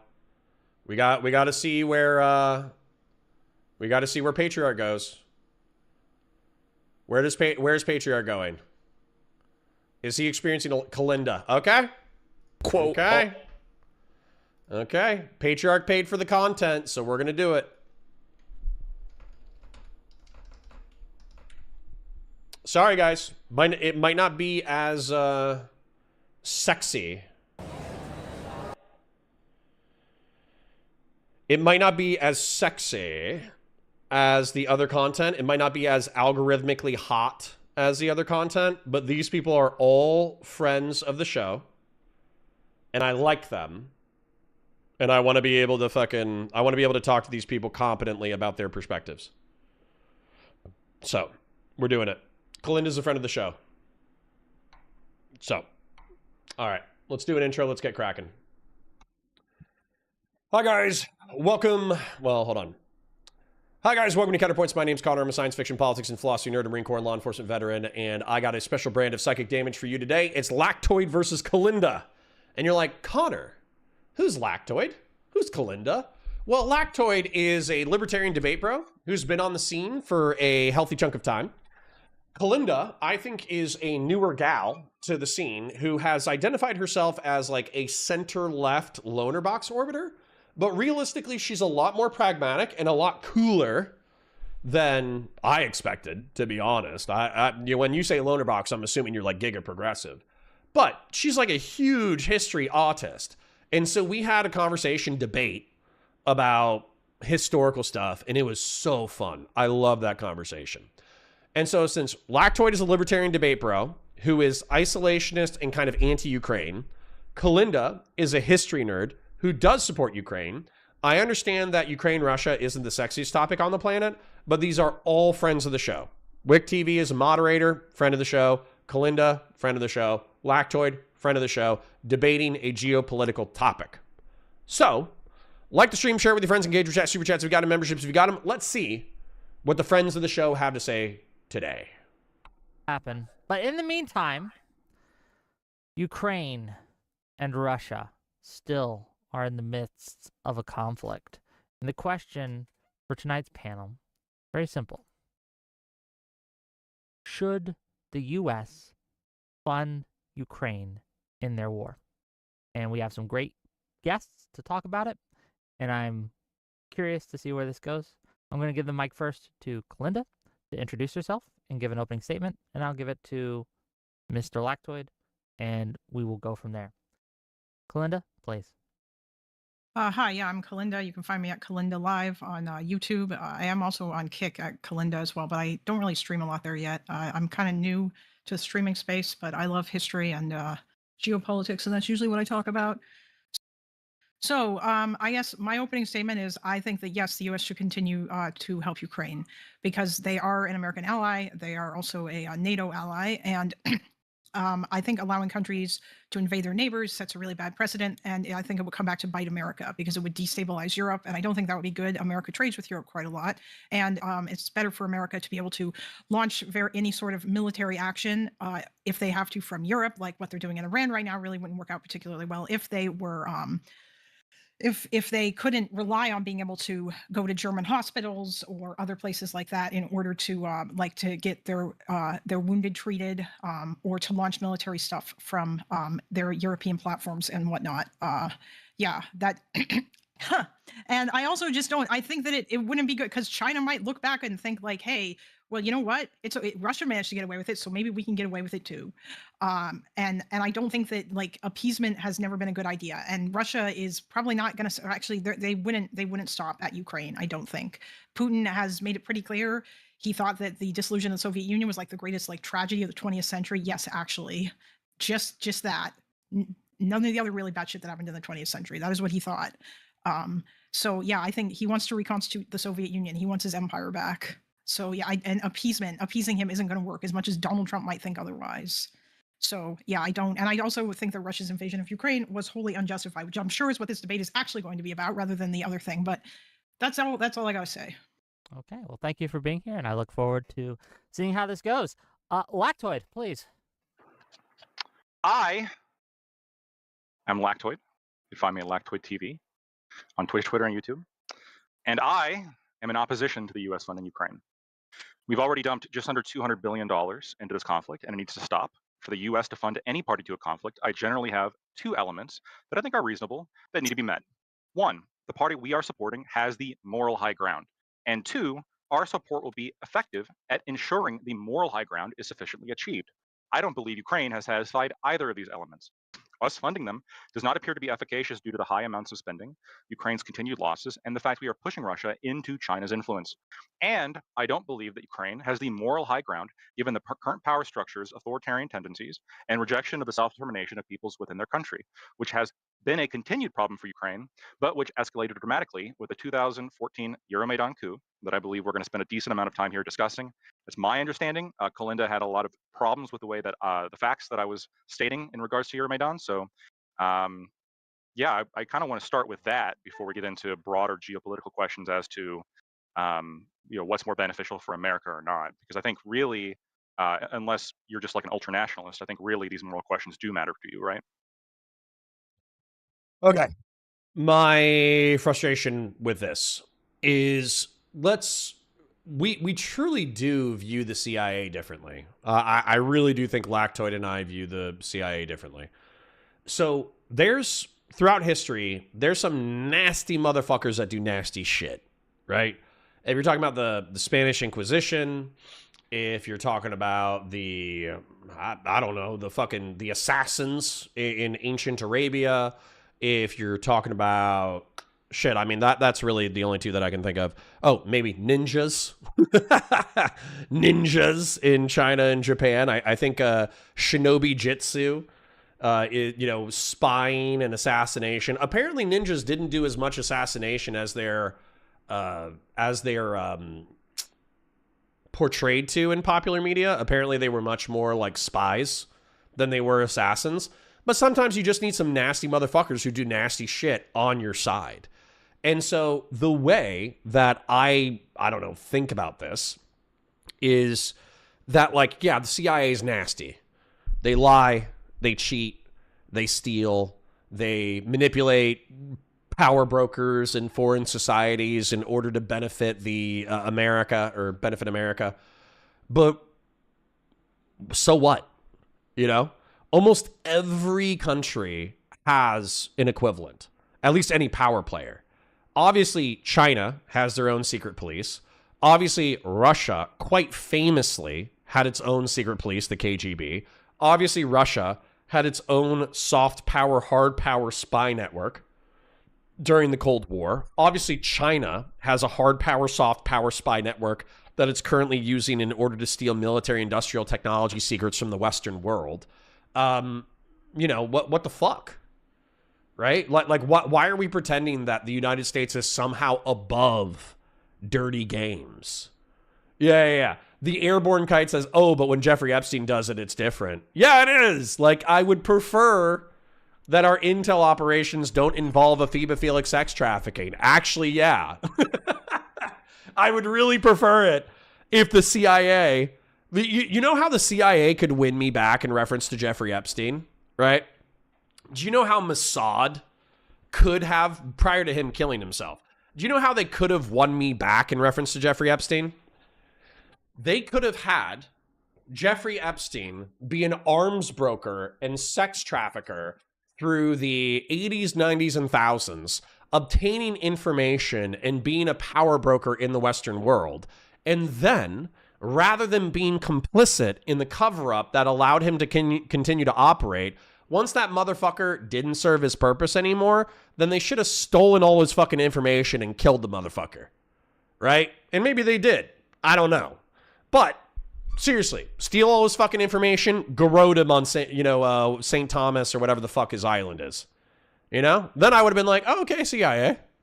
All right, I see you. Let's go. But they didn't. They kept using him. And they kept tolerating him long after he had served his usefulness. So no offense, CIA. Kind of fucked up. So, yeah, anyways.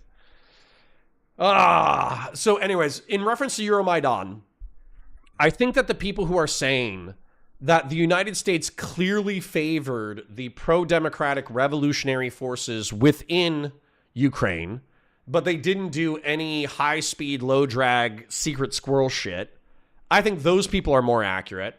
And I think the people who just presume that the Ukrainian revolution was a CIA psyop, I think that's horseshit.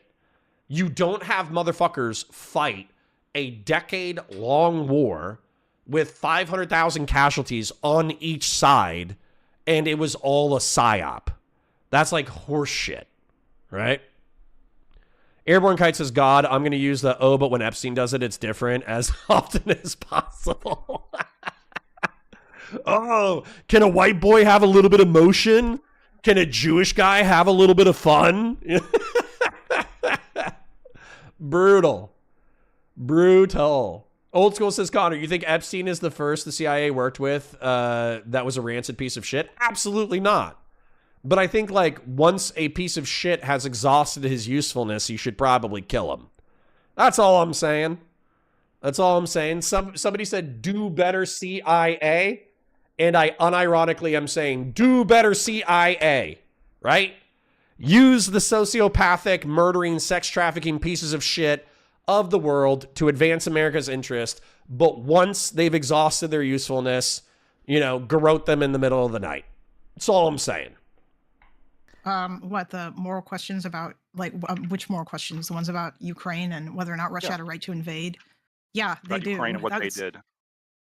Honestly, I wouldn't want to have this argument with you if you weren't literally out here, like, just like, basically justifying Russia's invasion of Ukraine. That's my main disagreement. If your argument was just fuck the US or like fuck them, it's none of our business, I don't think we should be there, then I really wouldn't, then like, okay, whatever, you're just a fucking libertarian person who is an isolationist. But that's not what you do. Instead, it seems to go against your intro. Yeah.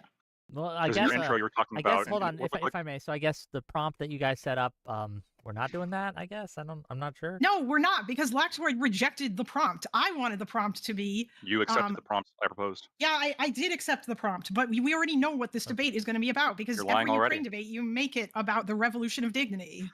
So you agree to the prompt. First, if we're not going to do the prompt, then fuck it. Wick, 10 pounds or 10 euros we from Prussians. We are going to do the prompt. Prussian from okay, Prussian that's minutes. fine. Listen, I just want the conversation to go let to me the make a little money. Super chats already, Wick? Okay. Oh my $10 God.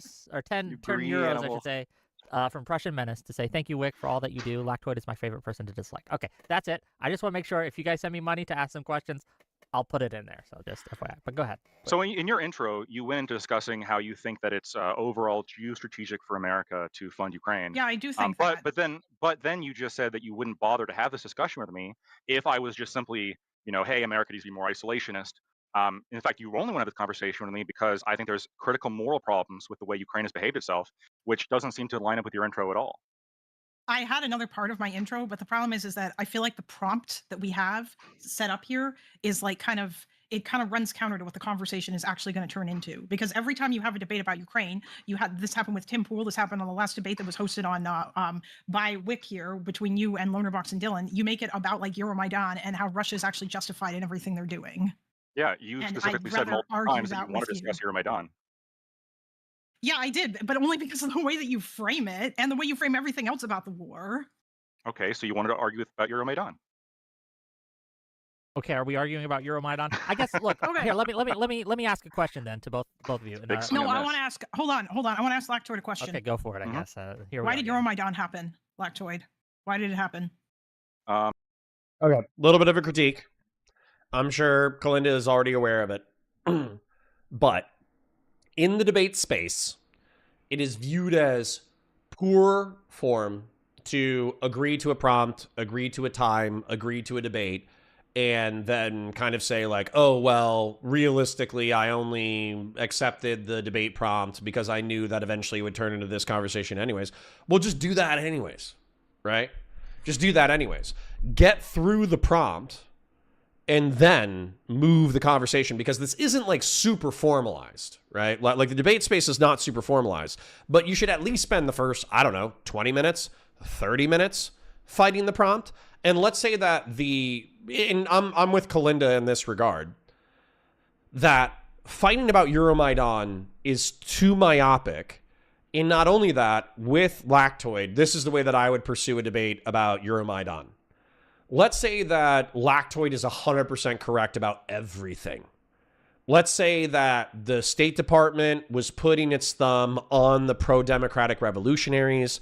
There were some concessions from the pro-Russian government that could have bought peace, but the Americans manipulated the Ukrainian people in order to reject that. Let's say that the CIA had a bigger hand in the events leading up to the cops and the protesters opening fire on each other in order to overthrow each other. Okay.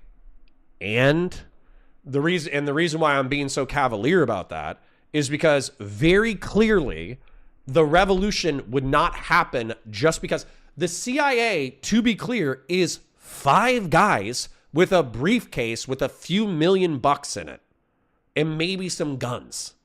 So if the CIA with a few $1,000,000 and a few guns can overthrow your fucking government, there was already sentiment on the ground to overthrow your government. They just capitalized on it, and they acted as the primer to the black powder that was already set to explode. That's what the CIA does. So pretending that the CIA can psyop hundreds of millions or tens of millions of people into participating in a revolution is fucking horseshit. Okay? Then, not only that, with that presumption, Joe Biden, quite famously, the leader of Antifa, the leader of the Antifa super soldier army, he said, don't compare me to the Almighty. Because if we look at our sins as individuals, I'm a sinful person. You guys are sinful people. You guys have all done crazy shit in your lives. I've done crazy shit in my life. Ukraine has done crazy shit. Accusations of Ukrainian corruption are rife, rampant. Eastern European corruption has been a stereotype for decades. So let's not compare them to the Almighty, though. Let's compare them to the alternative. And once you look at Soviet Russia and post-Soviet Russia, in my opinion, I don't know how you arrive at any conclusion besides Ukraine is acting in its best interest to get the fuck away from Russia.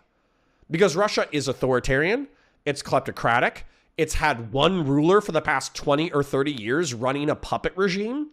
The puppet regime enforces, like, you think kleptocracy and corruption is bad in Ukraine? The kleptocracy in Russia is identical, arguably worse.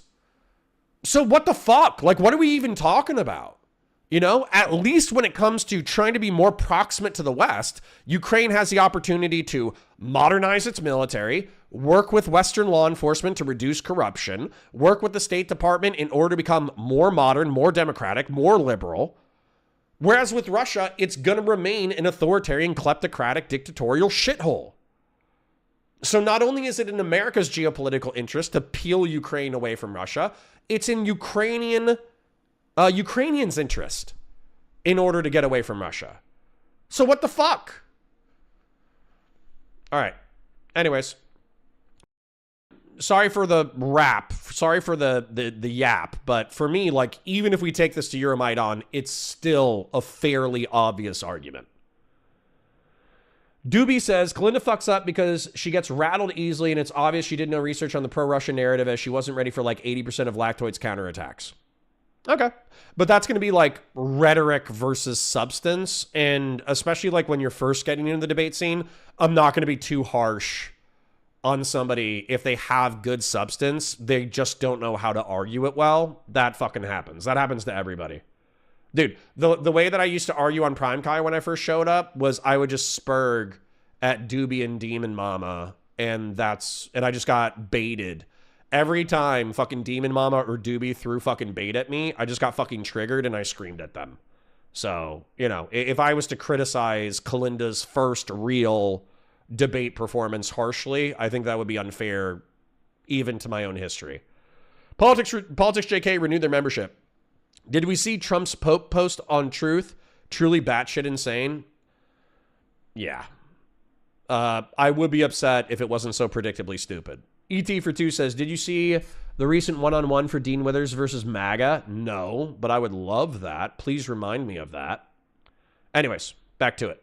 strong pro-West sentiments within the western part of the country, combined with stronger, kind of more leaning towards Eastern preferences towards in the east of the country. And there was a kind of similar to America, but not quite. There is a strong, like polarized kind of political split, especially in 2010, between the East and the West. And leading up to the unconstitutional coup of 2014. Revolution. Okay. Was it constitutional? I don't give a Why fuck are these about people? that. It was a revolution. You don't care about the rule of Yanukovych law? violated the Constitution. He literally How? outlawed protesting. Oh, actually, no. You know what? Hold on. I'm not going Which to let you do article? this. No, finish answering my question. Hmm. I'm not going to let you do this. I just I'm not answered it. gonna No, let you do it. I just answered it. I Okay, answered well, it directly. you're wrong. Oh, What? hold on, What did- hold on. No, no. I What did answered it. Yanukovych? What happened? I know your idols tell you I'm not going to let you do this. I answered the question directly, and now I get a question. So what I answered, just to remind you in case you forgot, was that Yeah, the but you're wrong, Euromaidan, though. You left unless something until out. you ask me a question, and then you can answer why you think I'm wrong in your response. You asked me a question as to why do I think the Euromaidan coup, you call it a revolution, happened, and I gave you a very specific reason why I think it happened. Now, let me ask you directly. The people who initiated Euromaidan, the people who launched that, and the people who participated in it, and the politicians who voted Yanukovych out without, literally unconstitutionally, quite literally in violation of the Constitution, were they insurrectionists? Did they violate the Constitution and deny democracy to the people who elected him? I would not frame it that way, no. And I know that that's what you want to talk about. What part of what I said is wrong, specifically, Yanukovych. and why? Yanukovych outlawed protesting. Are you familiar with the dictatorship laws that he passed? The anti-protest laws? I understand. Yes, I understand that in January. By the way, the Ukrainian constitution does guarantee freedom of assembly. Yeah, let me answer. So there is a asterisk when it comes to freedom of assembly. When the anti-protest laws, or the anti-riot laws, depending on how you frame it, were passed in January of 2014, you had already multiple months of insurrectionists that were occupying government buildings, throwing fireworks and petrol bombs at police, and by January of 2014, were arming themselves. Hold on. Why did that start happening? Who escalated first? It's unclear who threw the first punch. But No, there was conflict that is between. Not true. That is not true. No, what's the exact date that the first punch was thrown?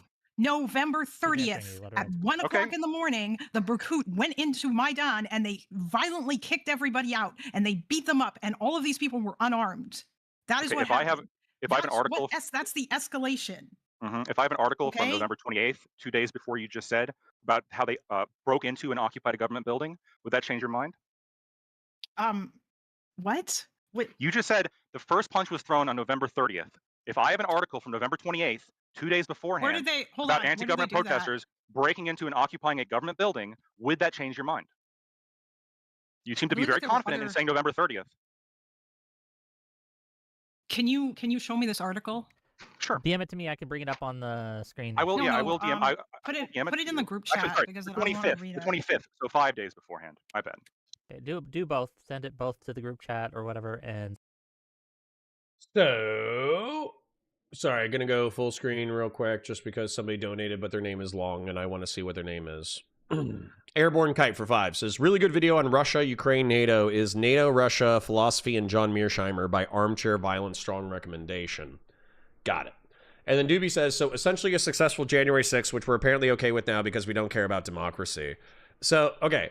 What's funny about that, Doobie, because I understand it's potentially a point of hypocrisy, but for me, it's not a point of hypocrisy. Because, as an example, let's say that January 6th, let's say the rioters were correct. I've made this point before. Let's say that the elections were stolen. Then the January 6th rioters I wouldn't have any fucking problem with them rioting. Why would I have a problem with it? There was an unfair election. And the argument from the pro-Ukrainian side is that Yanukovych or whoever the fuck, that Poroshenko, I always mix these motherfuckers up, but whoever the pro-Russian guy was, apparently during the election, now this is a pro-Ukrainian talking point, so it could be bullshit, I have no idea, but he allegedly was making noises with his mouth that he was going to be more, while still representing the Russian ethnic enclaves. Mason says, I love Hassan. Please explain why. Sorry, that hurt me psychically. Let me take a breath. Allegedly, whoever the fucking pro-Russian dick sucker was saying that he was going to be conciliatory with the EU. He was going to open up the markets. He was going to, turn Ukraine into like a vital European economy, blah, blah, blah, blah, blah. But then once he was actually elected, Russia effectively said, fuck that. You're staying in the Russian orbit. And he was like, yes, sir. Right away, sir. And so part of the reason that sparked the protests against the governments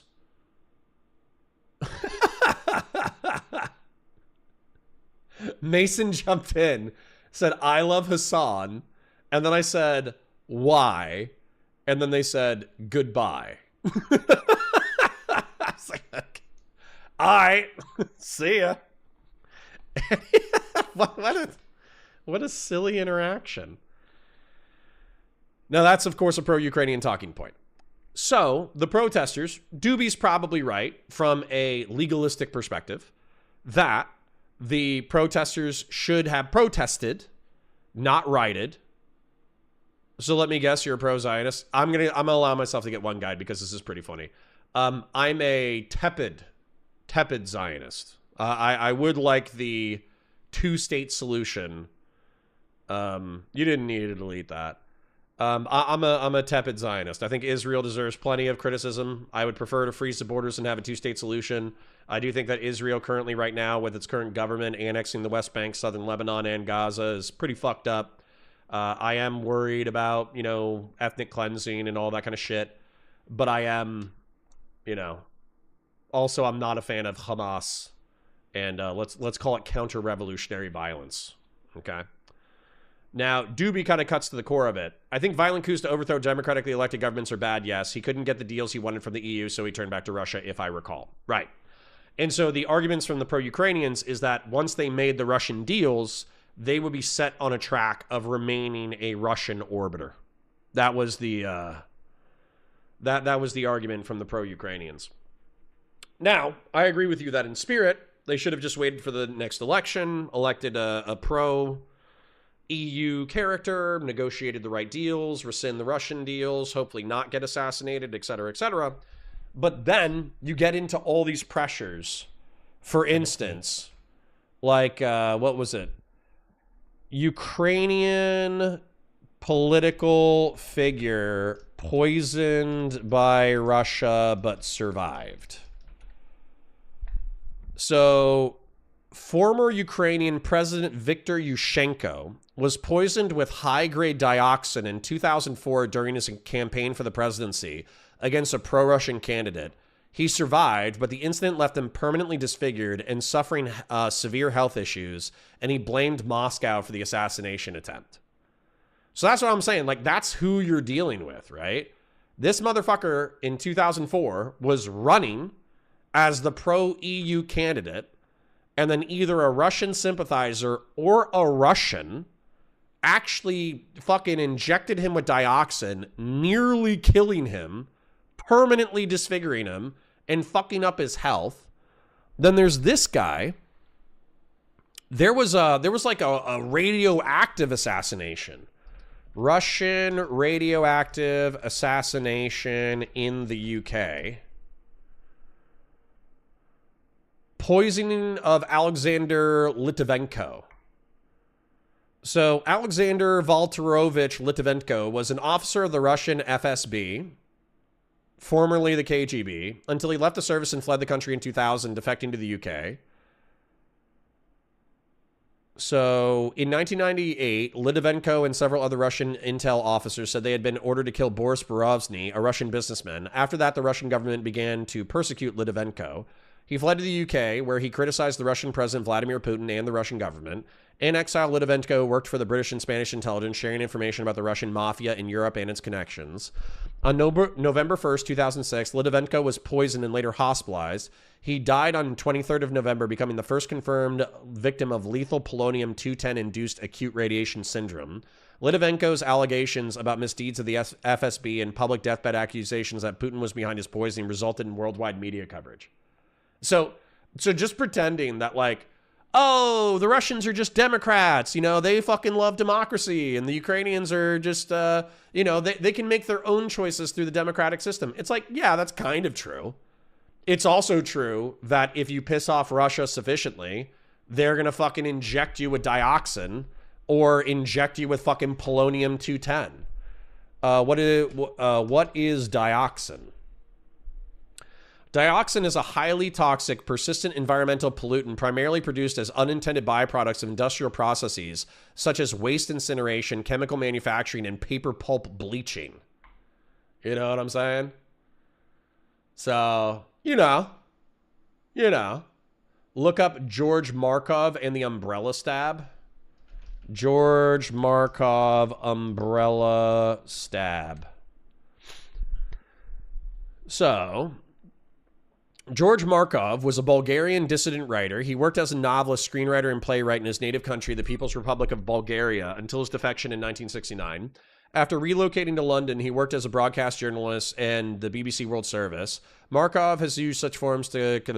Markov was assassinated on a London street via a micro-engineered pellet that might have contained ricin.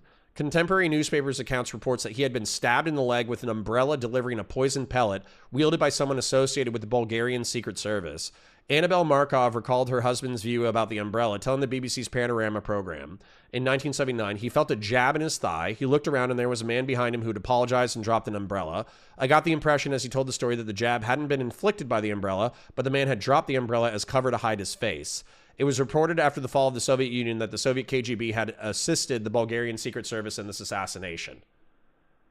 So, bro, can we just not pretend that the game is fair? That's like the main thing that I want to communicate with you. So, in principle, should we abide by the democratic decisions of the populations of nation states in order to make political decisions about the future of their country? Absolutely. Should we pretend that the Russians are playing fair and that they're not assassinating dissidents left, right, and center? Come on, man. Like once again, don't piss on my leg and tell me that it's fucking raining. Doobie says, would it be justified to violently overthrow an American president for going against his campaign promises? Would it be okay for a foreign nation to fuel that with money and weapons? No. Principally, no. However, let's just not pretend it's a fair game. Okay? That's the main thing I want to communicate. Anyways, moving on.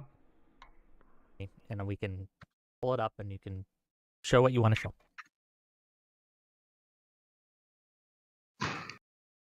If this wasn't in Kyiv, by the way, then this really doesn't justify, was this in Kyiv or was this somewhere else? Where was this? I literally sent you the article. All right, hold on. Kyiv.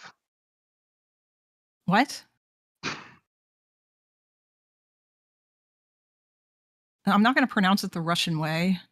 I say Kiev or Kyiv, depending on how you pronounce it. It doesn't matter. Yeah, that's what I did. So they're storming government buildings on the 25th. Why did you say that the first punch was thrown on the 30th? That's when they went in and cleared out the square violently. The protesters. That's not what I asked you. It's not what I asked you. I asked you when the first punch was thrown. I said it's unknown when the first punch was thrown. You said, no, we know it. It was the 30th, you shill. And now I sent you an article on the 25th. Shill. Okay. I sent you an article from the 25th, 5 days before. Why were you saying the first punch was thrown on the 30th if they were storming government buildings on the 25th? Hold on. I'm holding. It's in the first part of the article. Yeah, but I'm not just going to read the first part of the article because you like to cherry pick facts. I mean, the first part quite literally proves you wrong because you said the first punch was thrown by the government on the 30th, even if in this case it was done by the government. Well, now, it was the 25th, hold on a second. But it's because they were storming the government. Do you think that occupying a government building is like the same thing as do you think, would you consider this to be the same as attacking cops or whatever, or like beating people up or like sending people to the hospital or doing watch the video. Because sit-ins are a thing that happen. Yeah, it was not a sit-in. Was not a sit-in. You can watch the video. It's the cops and the rioters punching each other. Yeah, this is from the 25th.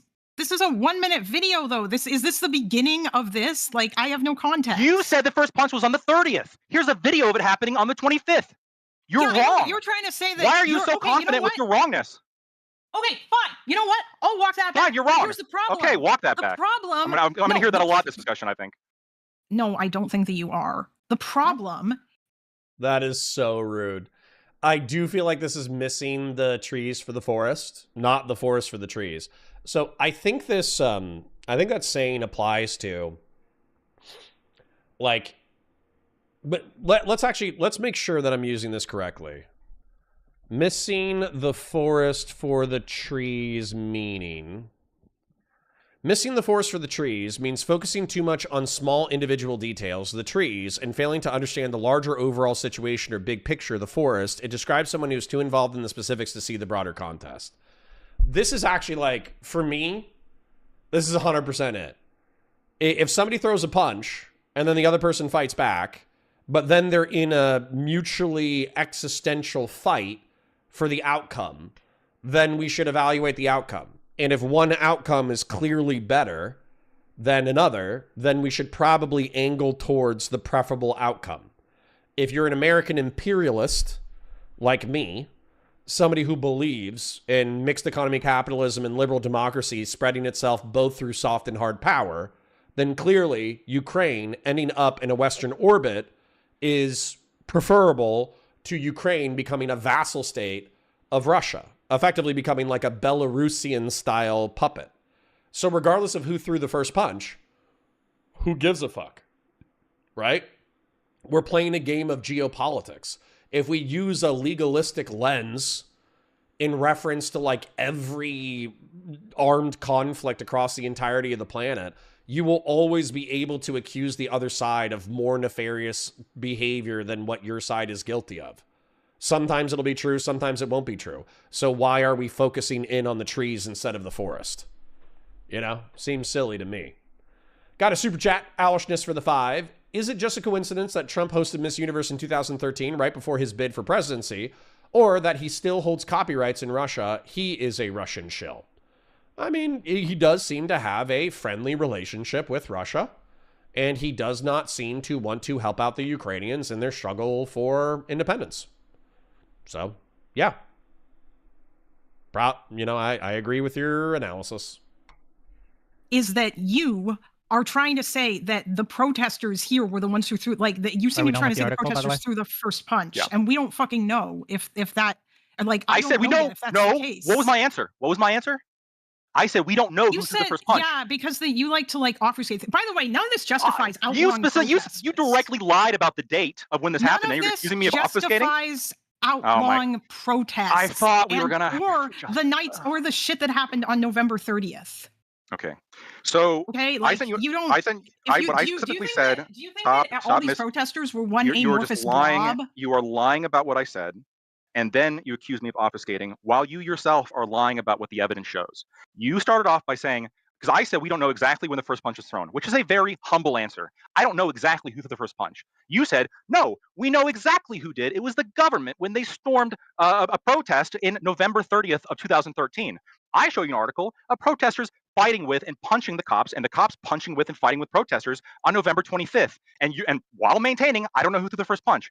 And where specifically am I obfuscating? Because you like to try to, like I said, you like to cherry pick things. Here, hold on a so don't generalize. Where specifically am I obfuscating in this example? Because you want to say, like, because you're trying to equalize, like, the two sides or whatever. That's the other thing that you. What am I obfuscating in this example? Hold on a minute, because I didn't. Look, don't come so hard if you can't Maybe handle this the smoke. wasn't in the Wikipedia article. Oh, is that where you got that from? I don't know. I don't know where I got it from. I don't know if it was in the Wikipedia article. If that's all you read, then I don't know what to tell you. That wasn't the only thing that I read.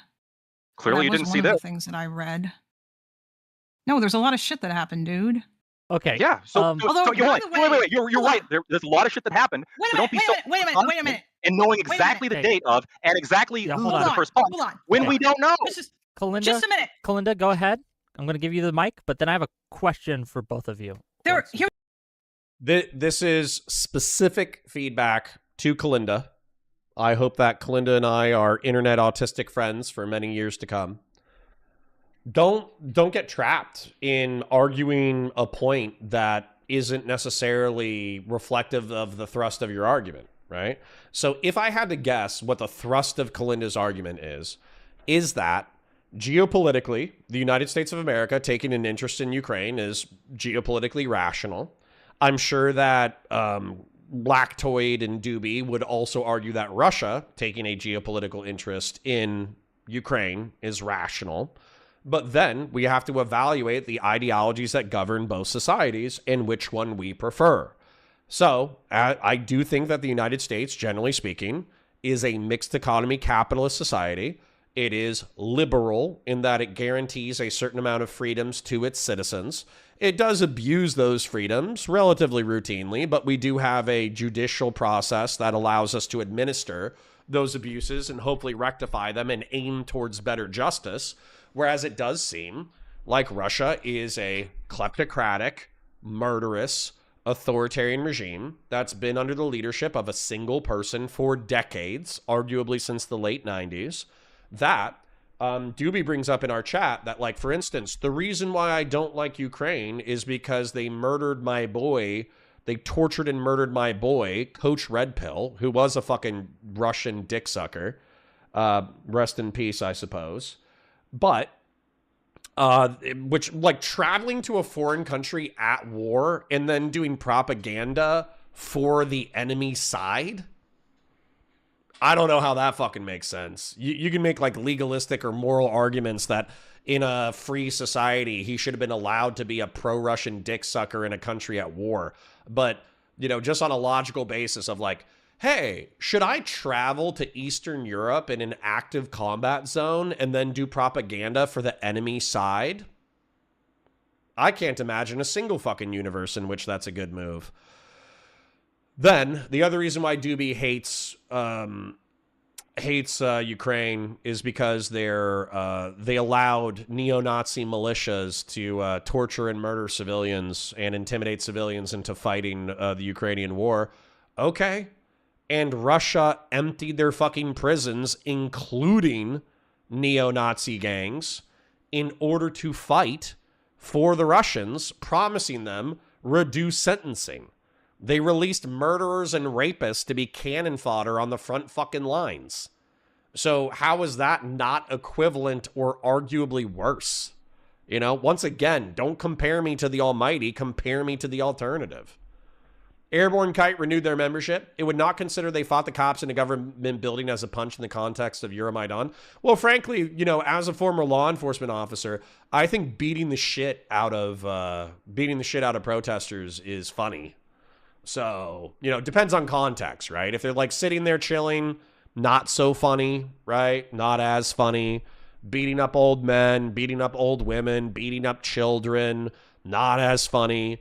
But military-aged males and females who have, like, a legal order to disperse and then refuse to disperse, you know, if cops go into a building and start fucking yoking people up who have been notified that it's an unlawful riotous assembly, and then you fucking go yoke them up, that's not like, oh my God, they're just like the Nazis, let's fucking have a revolution. Like, no, obviously, like, there's a balance of keeping law and order and violence against civilians.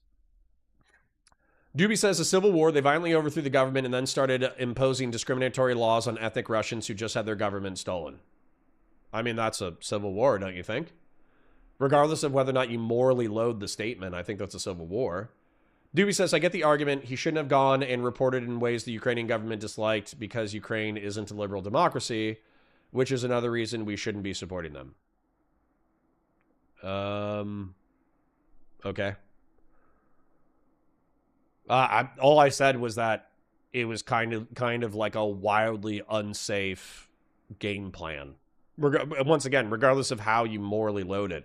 If you're like, Coach Red Pill is a freedom fighter for democracy because he traveled to Ukraine and started calling Ukrainians pieces of shit and then shilling for the Russian government while the Russian government was invading Ukraine, and he's a hero for doing so.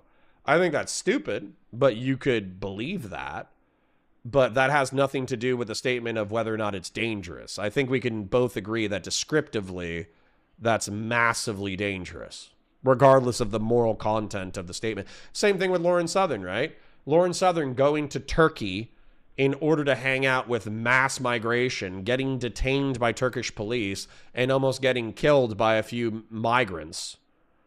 You know, regardless of whether or not you think that's an immoral act or a moral act, we can agree that it's fucking wildly dangerous and kind of silly, right? Anyways, back to it. Here's my problem. This doesn't get back to what I actually wanted to like ask you, because I understand that you really want to talk about this instead of where I was going with the other thing. I asked you, how did Euromaidan start? And you gave me like this general answer about conflicts between the East and the West, but that's not the answer. Do you acknowledge that Russia economically pressured Yanukovych to back out of the association agreement against the Budapest Memorandum? Do you acknowledge that that's a thing that happened? Yeah. So there was some economic pressure from both the EU. There was a lot of economic pressure. Okay, stop cutting me off. Russia threatened to bankrupt Stop cutting Ukraine. me off. No, there was when you look at the actual percent. So there was some tariffs and some trade inspections that started increasing in 2013. When you actually look at the percentages of overall trade it affected, it's a relatively small percent, single digits. So it's not a ton of trade. This did happen. I'm not denying that it happened. This is also on the combined with the fact that there was a tripartite trade discussion that was proposed by Yanukovych with Russia and the EU, because the EU also has trade restrictions that were definitely going to kick in if Ukraine joined the European Union. And it was, very specifically, the EU minister, or I think the president, very specifically said, no, we're not even going to bother having these three-way trade restrictions, or these three-way trade discussions, which I would argue is a form of economic coercion. Now I'm going to go back to what, look, I answered it. I answered it directly. I'm going to go back to the thing you tried to run away from, where you very specifically... Hold on. Right? Are you getting involved already? If she has a clarifying question to your answer, I think it's fair to let her ask. Yeah, I do have a clarifaining question. The tripartite trade agreement thing. Are you talking about what Yanukovych proposed in like December, where he was saying that the U.S. or that they would be an observer to like the customs union, and then like they would sign the association agreement? Then what are you referring to? I'm referring to the proposed trade discussions to arrange a three-way trade deal. The trade deal was going to be between Ukraine, Russia, and the EU, because there are trade restrictions that Russia has with other countries. There's tariffs, there's inspections, there's things that happen, and vice versa. The EU also has tremendous amounts of restrictions on what can come in, the taxes on what can come in, VAT taxes, all sorts of different things. The Donbass, which is dramatically overrepresented in its reliance on trade with Russia, and also happens to be where, specifically Donetsk, where Yanukovych comes from and makes up his voter base, would have absolutely been economically hurt if Ukraine just joined the European Union without any kind of trade deal. Not just because of restrictions. It was an association agreement. They could have continued trading with Russia. The goal was full accession into the European Union. Yeah, eventually. That would have taken years. Ukraine had to change a whole bunch of shit. The EU wasn't just going to let them in. The association agreement absolutely had trade restrictions. Ukraine still isn't in the EU. And they signed the association agreement in like 2017. No, that's not the reason. They could absolutely join the EU. It's not because they're currently at war. They signed the association agreement in 2017. Why didn't they like immediately join? There was like multiple years between then and 2022. Sure. 2022. It takes a long time to join the EU. God. Currently, right now, the maximal Russian war goals include Ukraine joining the European Union.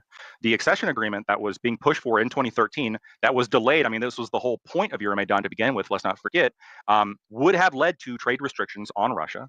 It would, in terms of specifically being part of the EU and what they allow to and from Russia, but it also would have put trade restrictions. It would have led to Russia having trade restrictions, of course, because they also control their border in terms of tariffs and inspections. And yeah, this would have disproportionately hurt the Donbass. Is this enough clarification, Wick? Can I go back to the other bullshit you were saying? That's not like according to anything that I saw. Like, well, we all know you don't read a lot of sources, apparently. Russia could have continued to trade with the EU. Or look, with maybe this was outside of the Wikipedia that you read, but I'm telling you, no, it wasn't. It was an association agreement. It's not the EU. This puts, first of all, it absolutely would lead to trade restrictions on the Donbass from both like the restrictions from the EU, but then also the restrictions from Russia. This absolutely would have happened. Regardless, whether it be a kind of exactly how long it takes, I agree. It's not exactly clear, because I'm willing to say things like that. It's not exactly clear how long it would take. Maybe it could take a year. Maybe they could try to push it through. Maybe if Euromaidan hadn't happened, maybe they would have come to some kind of deal within a year. Maybe it could take in 2 years, maybe 3 years, maybe 4 years. Who knows? We don't exactly know how long that would have taken. What we do know is that joining the European Union would have led to trade, and not only the accession agreement, but the full European Union membership would have led to trade restrictions from the EU on Russia, and then also, of course, from Russia to the EU. Russia, of course, has the right, just like any country does, to control trade across its borders. We can tariff people. We can inspect goods that come through. They don't have the right to economically coerce. I know. We can talk about the Budapest Memorandum in a second. I know you think you know a lot about this. Well, no, that's not. Now, it's important because that's the whole reason why you pulled out of the association agreement. Yeah, he pulled out of the or delayed it. Pulling out here, I want to be very clear, is he didn't say this is not going to happen. He's very specifically said, I want to delay this until. Okay, stop using these terms. Russia was coercing. I think that this is kind of naive from Lactoid, because Russians are quite famous and Eastern European politics is quite famous, effectively for saying one thing and doing another. Like that's like been rife throughout American-Russian relations for a long time. Matter of fact, I think there's like a quote from Golden Meir in reference to Russians. And Golden Meir, Nixon, Russian quote. Come on, man. Help me out. Nixon, Kissinger. Based on historical records, Golden Meir advised Nixon that Russians are untrustworthy, manipulative, and never to be trusted. Nixon himself expressed that Russians are liars, actors, and cheaters. The conversation reflects a deep distrust of Soviet motives. But there was like a quote. There was a quote. It's like, don't. So in the European Western context, it's do unto others as you would have done unto you, right? And Nixon found that negotiating with Russians, he found that if he tried to be positive and reciprocal, the Russians just did whatever the fuck they wanted to anyways, right? They might talk a big game to your face, but ultimately they were just going to do what they wanted to do. And so what Nixon said, I remember this YouTube video. Nixon is a brilliant articulator. You can say he's a fucking crook or whatever the fuck. But actually, like, if you watch interviews with him, he's quite brilliant. And his quote was, after getting frustrated with Russian diplomatic negotiations repeatedly, Kissinger and I adopted the attitude of do unto Russians as they do unto you, plus 10%. And unfortunately, in the realm of like hard power, in the realm of soft power, the Russians understood not do unto others as you would have them do unto you, but they understood do unto others as they do to you, plus 10%. They understood that a lot more. So for me, I'm kind of, I'm sympathetic to that narrative about Russian politics. Grassroots20 says, Doobie suffers to conceptualize what happens when you win a war because he happens to be on the side of terrorists and invalids who haven't had the privilege. Sad. Rude. I disavow your abrasiveness. But I'm going to continue to draw my mind map. Hyperbolic, dragging his feet. No, he did, though. He did drag his feet. Stop? Sorry, need to reemphasize this before I continue. I think that Lactoid is being geopolitically naive by reading the statements of Russian politicians and then just taking them at their word.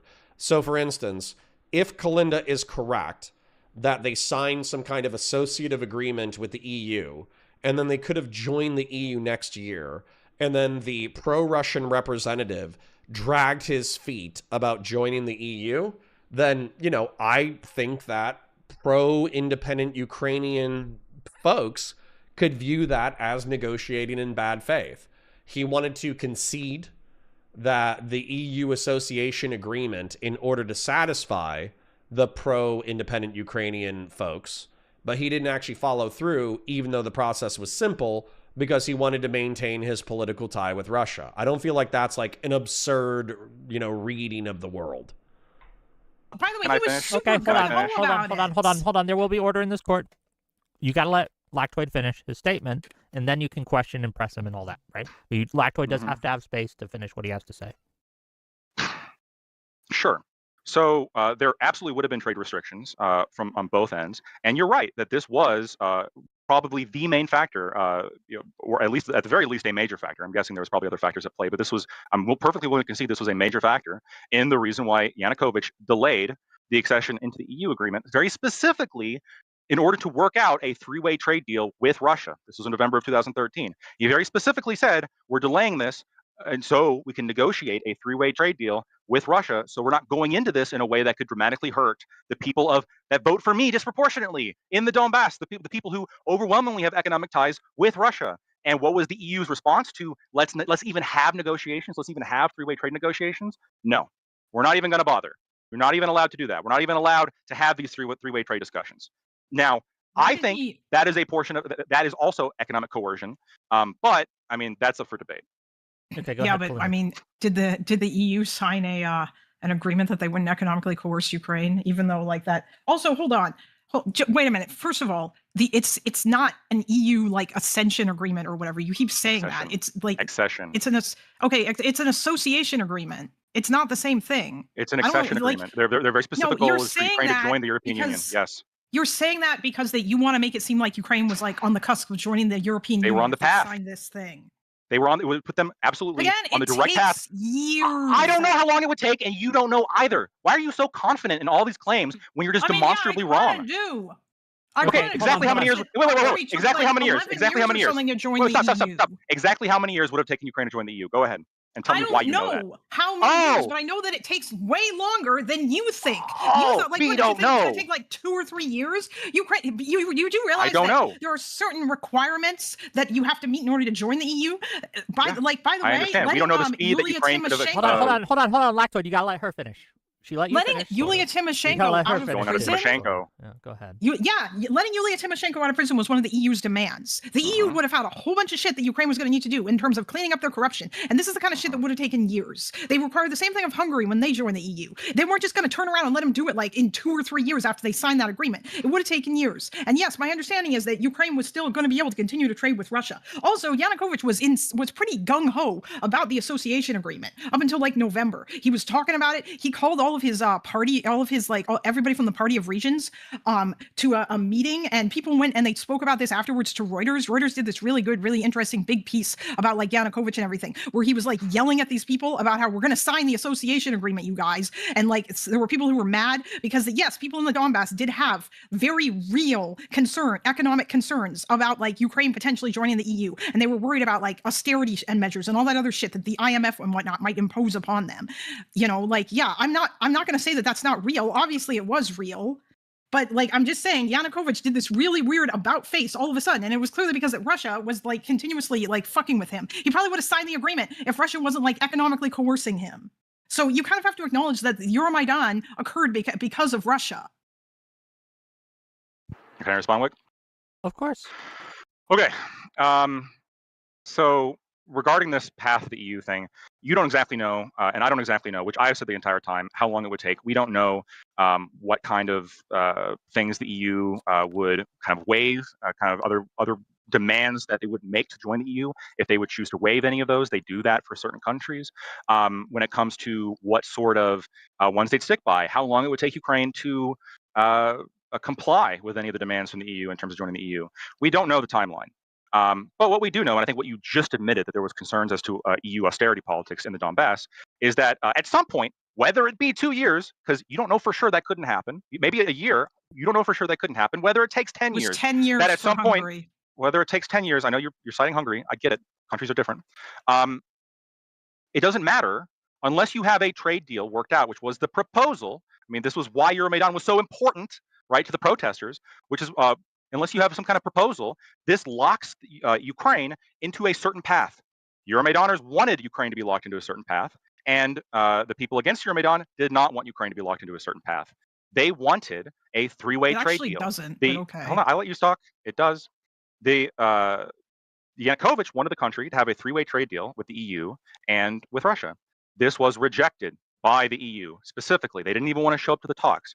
Regarding Yulia Tymoshenko, that vote to release Yulia Tymoshenko, who had been convicted on corruption charges in not only 2011, but she'd been accused of multiple corruption instances going all the way back to 2002, multiple times over. And by the way, Zelensky has since arrested her for corruption. So she's a bipartisan victim. Saint, buddy.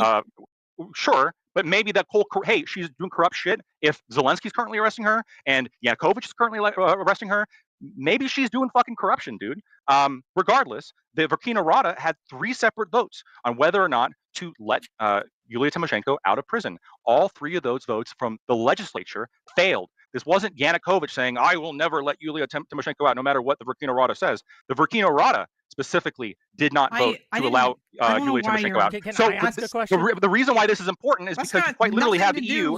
You have the EU making demands to Ukraine about their internal corruption legislation and which convicts they have to release, when the democratically elected body, in this case, the Burkina Rada, had 3 separate votes on this and voted it down every single time. I agree with you. This was a barrier when it came to the EU, but it's not like you can look at the Yanukovych and say, well, this is really bad regarding what he did to Yulia Tymoshenko. I'm not saying it's much more complicated than that. Okay. Okay. So I want to point this out in reference to a Russian-Ukrainian comparison because, once again, everything so far, Doobie and Lactoid haven't uttered any untruths, as far as I know, in reference to Ukraine. But once again, once you compare them to the alternative, I think the picture at least becomes more clear from my perspective. Okay? So Russia, these are, I'm going to go between independent Russia and Ukraine, and I'm going to jump back and forth for comparative issues. Russia is run by a murderous dictator for the past 30 years. You know, Vladimir Putin jumps between prime minister and president over and over and over again to pretend that he's just like, you know, so casually winning elections over and over again. I think you're a fucking dipshit if you think that he doesn't wield insane amounts of political influence within Russia. And he's effectively been their dictator for the past 30 years. Whereas Ukraine has vacillated between pro and anti-Russian leaders for the past several decades. Russia is inarguably a kleptocratic oligarchy. And Ukraine is a kleptocratic oligarchy and was definitely accused of being a kleptocratic oligarchy, particularly during the Soviet period and the post-Soviet period. But EU proximity, trading with Western European nations, would likely lead to anti-corruption initiatives that have and will improve corruption in Ukrainian government. Doobie says that Ukraine has used Nazi militias who have been accused of war crimes and torturing and murdering civilians.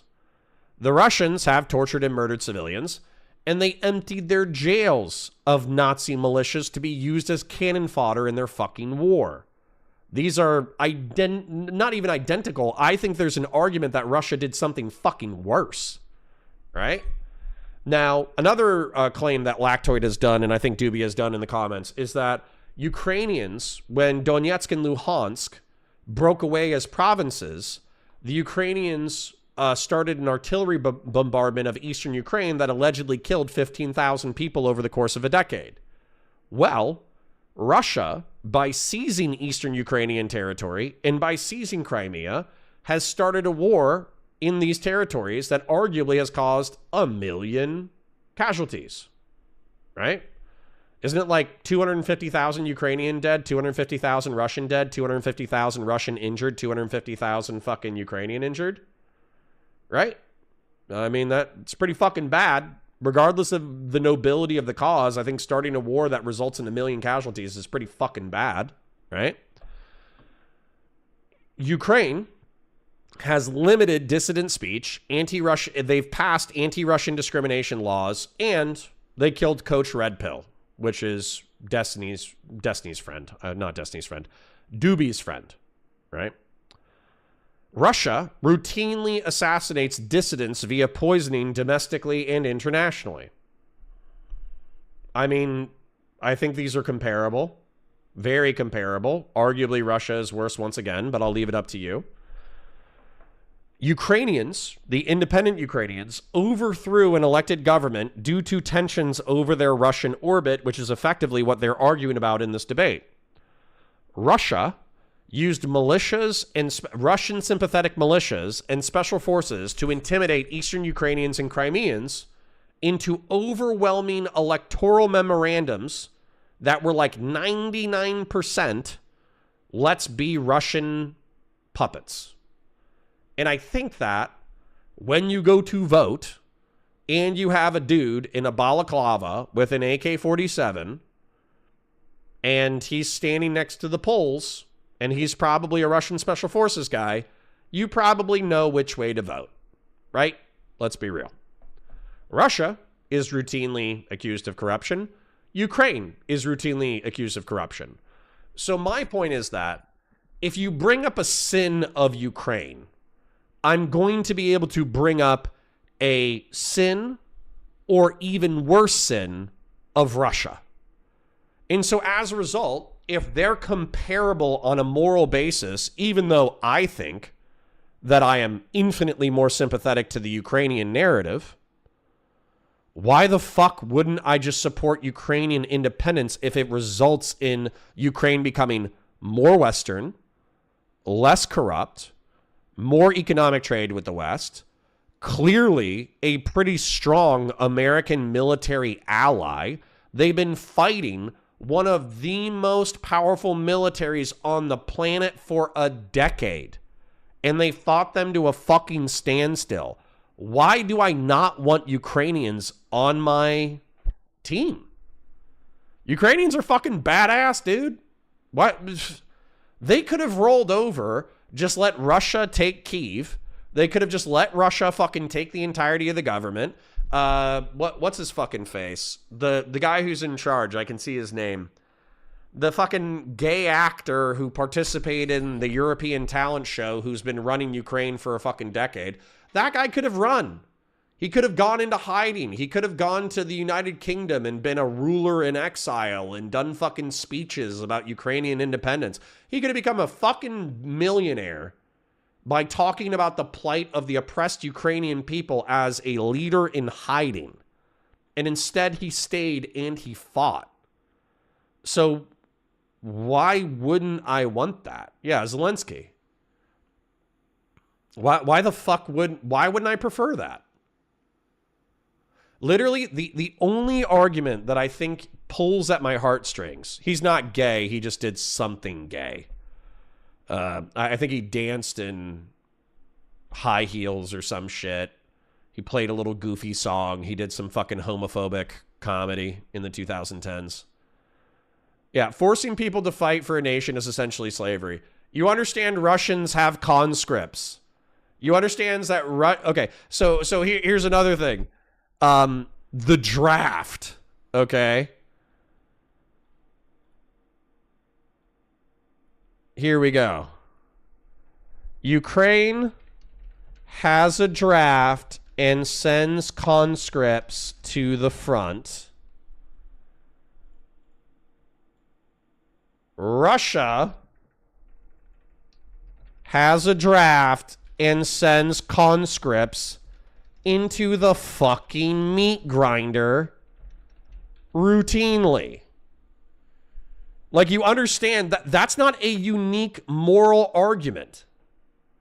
So saying, oh, Ukraine has a draft. We had a draft in the fucking 1970s. Right? So are we like an incorrigible moral blight on the world stage because we had a draft during World War II in Vietnam?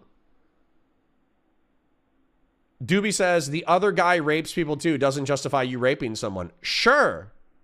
But if my options are a rapist who's on my team and who eventually could become not a rapist, and a rapist who's dedicated to being a rapist in perpetuity, why wouldn't I back the rapist who has a chance of not being a rapist in the future?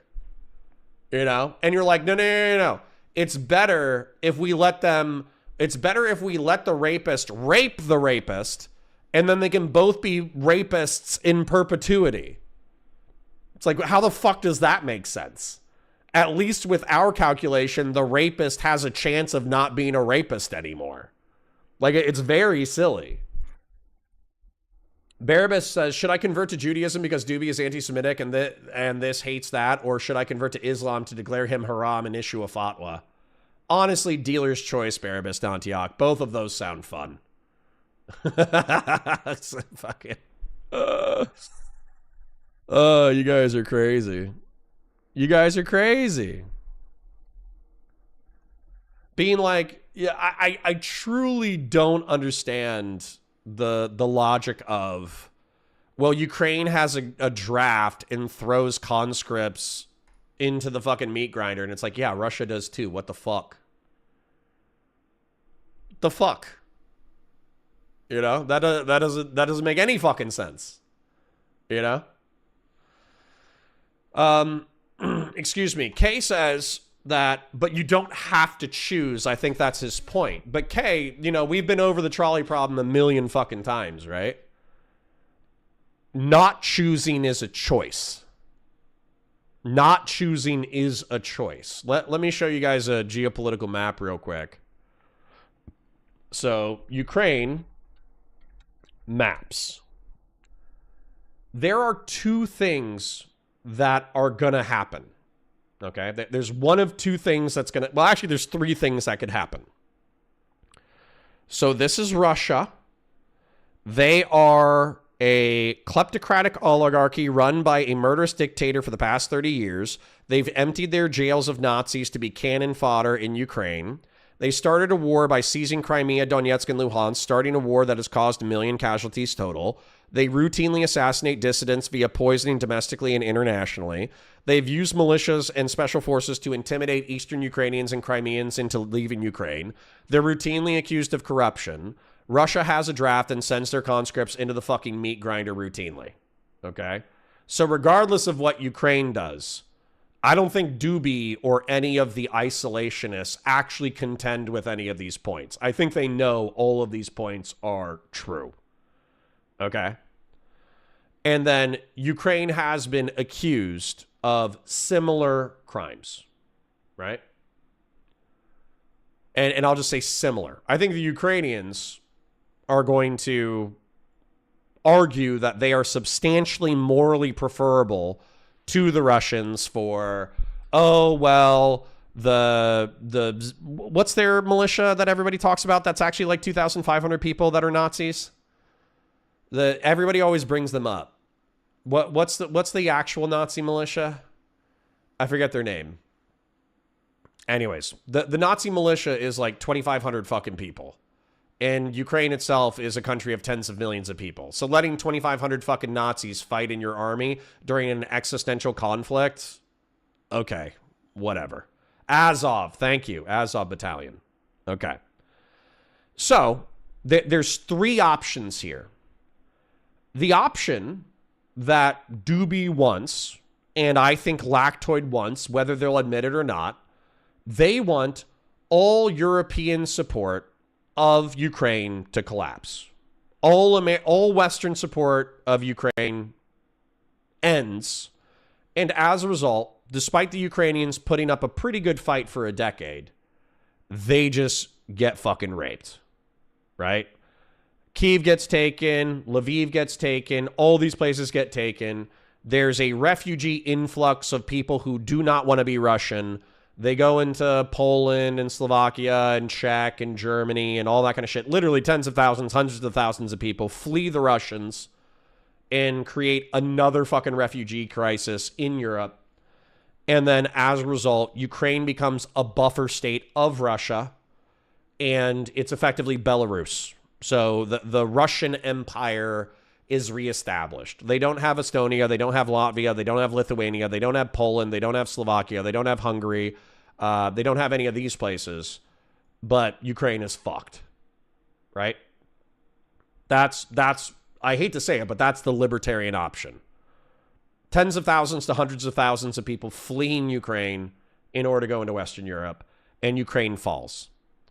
The middle tier option is that Ukraine, with on and off Western support, fights Russia to a standstill, and Russia keeps Donetsk, Luhansk, maybe Zaporozhye. I wish they would give Zaporozhye back, and then we could stop the war.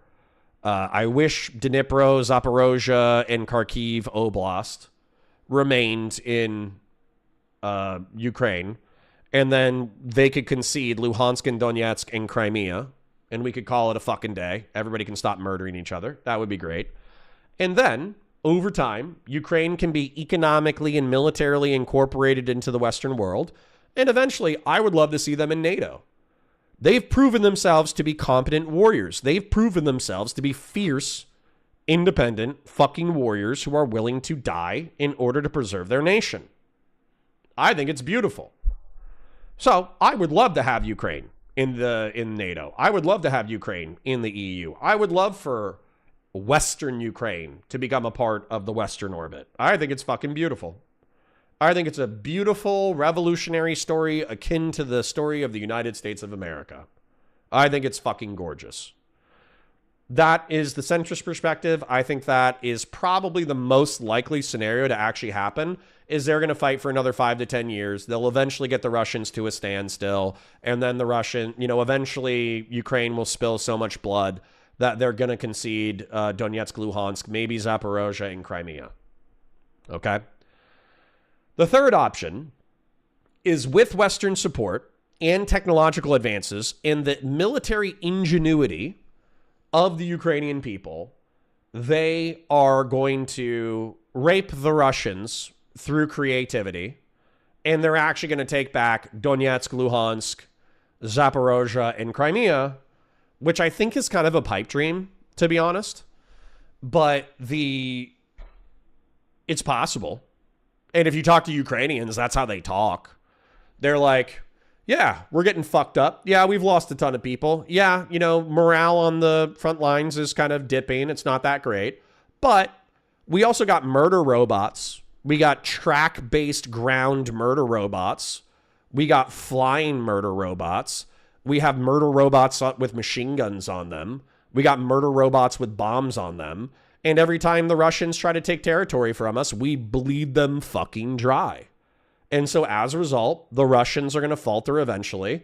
We're going to break their line somewhere. And eventually we're going to be able to take over Zaporozhye, Donetsk and Luhansk and Crimea and fuck the Russians. And I hope they all get AIDS. Whenever you talk to a Ukrainian that's a pro-independence Ukrainian, that's how they talk. So, I mean, for me, if my country had lost like a fucking 250,000 people dead and a 250,000 wounded, I would maybe be a little bit more dour and cynical. But fuck it. I don't fucking know. So yeah, I don't know, man. I don't know. But what I would say is between Ukrainian capitulation, tens of thousands or hundreds of thousands of Ukrainians fleeing into Western Europe, Russia getting a buffer state that allows them to reestablish the Russian Empire, and they can tout it as a great victory, or the centrist solution, where Ukraine fights Russia to a standstill and it's able to reestablish its borders, join the EU, and join NATO. And then now we have badass fucking Ukrainians as a part of the Western world forever. That sounds fucking badass. And honestly, when the war is over, I want to visit Lviv. There was a kid who I started talking to. I'm going to tell y'all a little bit of a personal story. So obviously, Ukrainian Anna is in Kharkiv. Dylan Burns is often in Kharkiv or Kyiv. I have a friend who's in Lviv, and Russians, because they're fucking dicks. I'll tell you a personal story, dude. Doobie, there is no strategic value to Lviv.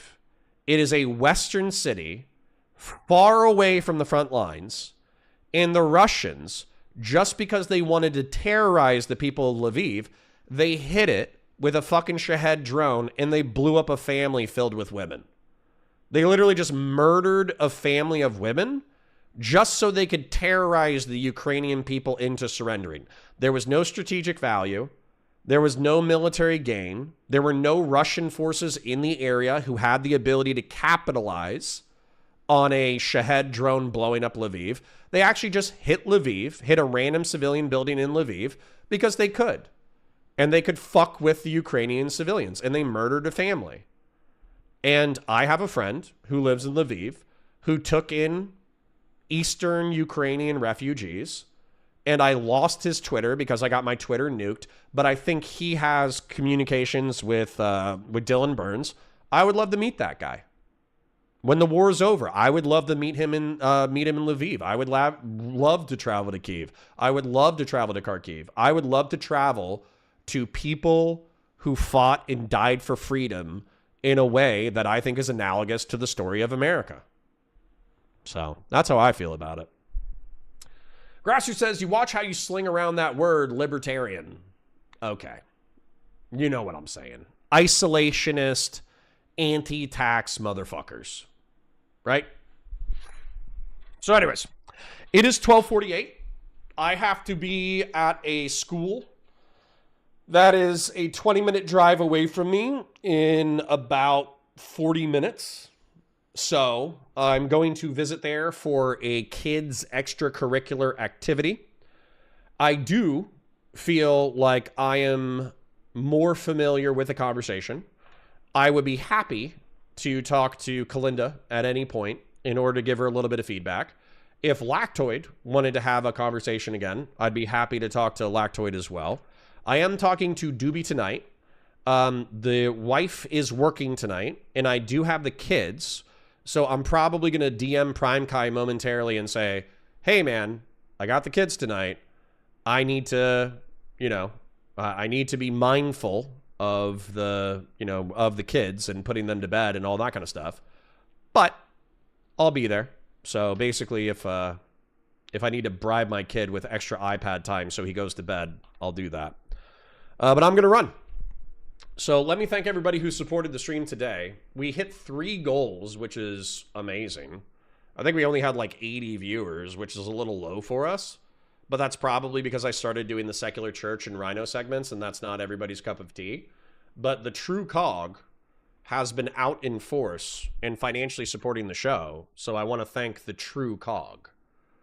So, Grassroots, Barabbas, Grassroots, Airborne Kite, Owlishness, Doobie, Airborne Kite, E.T., Politics JK, E.T., Old School, Grassroots, Rifleman, Numinax, Airborne Kite, Grassroots with 10 gifted, Patriarch with 10 gifted, Jeb Cush with 5, Grassroots, Philip Coffee with 5 gifted, Rifleman with the 2, Numinax with the 10, Silver with the 5, Fellrunner with the 5, Fashion 40 with the 5, and Ignis with the 5, and Doobie with the 10. Let's see, Doobie. Gonna be real. It's hilarious to see you guys pearl clutch over this when Israel bombed apartment buildings, schools, and hospitals explicitly to put pressure on civilians to turn on Hamas. I mean, I don't know if I'm pearl clutching. Why am I pearl clutching? I don't think I'm pearl clutching. I think I said that Russia randomly blowing up a house in order to kill civilians intentionally in order to terrorize the population is fucked up. I think I've said identical sentences. Maybe my emotion is different because I'm a tepid Zionist, so I try to make excuses for the Jews. But, maybe my emotion when I'm conveying the same concept. But if let's say that there was like the West Bank, right? Or even southern Lebanon right now. And there was a house that was just like chilling, it's clearly a civilian house. And the Israelis are not in the area, have no plans to take the territory. There's no military objective. And they just blow up the fucking building. And they kill like a family of 5. Obviously, I think that's fucked up. So, I mean, I don't think they... Yeah, Doobie says there's no military objective here. They killed his family just to put into civilians. Well, they have a clear military objective. The Israelis do. I think it's quite clear if you look at, even today, when we were reading the article from Ezra Klein, or maybe it was something else, but there was something today where we read a direct quote. I think it was the Ezra Klein article. There was a direct quote from Bibi Netanyahu saying that it was the intention of his government to reject Palestinian statehood west of the Jordan River. And if he's saying that he's rejecting Palestinian statehood west of the Jordan River, that effectively tells me that he wants to annex Gaza, West Bank, and southern Lebanon, south of that river. The Lviv, the Latvian river, the Latidi River. What's that river in southern Lebanon that they're annexing up to? Which, by the way, I think is like super fucked. Like it's indefensible. I can't defend ethnically cleansing 600,000 Arab Muslims out of southern Lebanon and then going on like an ethnic cleansing spree and just being like, lol, whoops, whoopsie dipsy, just a little, the Litani. Thank you. Yeah, the Litani River. I can't. dude, I can't sweep. I have no ability to sweep. It's like, yeah, you know, these Arab Muslims haven't really been fucking with us too much. They'll shoot rockets every now and then, but, you know, we're just going to ethnically cleanse 600,000 people south of the Litani River, and if you don't like it, you can get fucked. Like, okay. Okay. You know, it's like, all right. Good luck. Horse Scott says, see y'all next Tuesday. Dude, I'll be live tomorrow. Isn't tomorrow Tuesday? Doobie for 10 says, I think you just touched on it. You've been taught to think of Middle Eastern people who aren't Israelis in terms of collateral damage and Western aligned with full personhood. The emotions are different. That's true.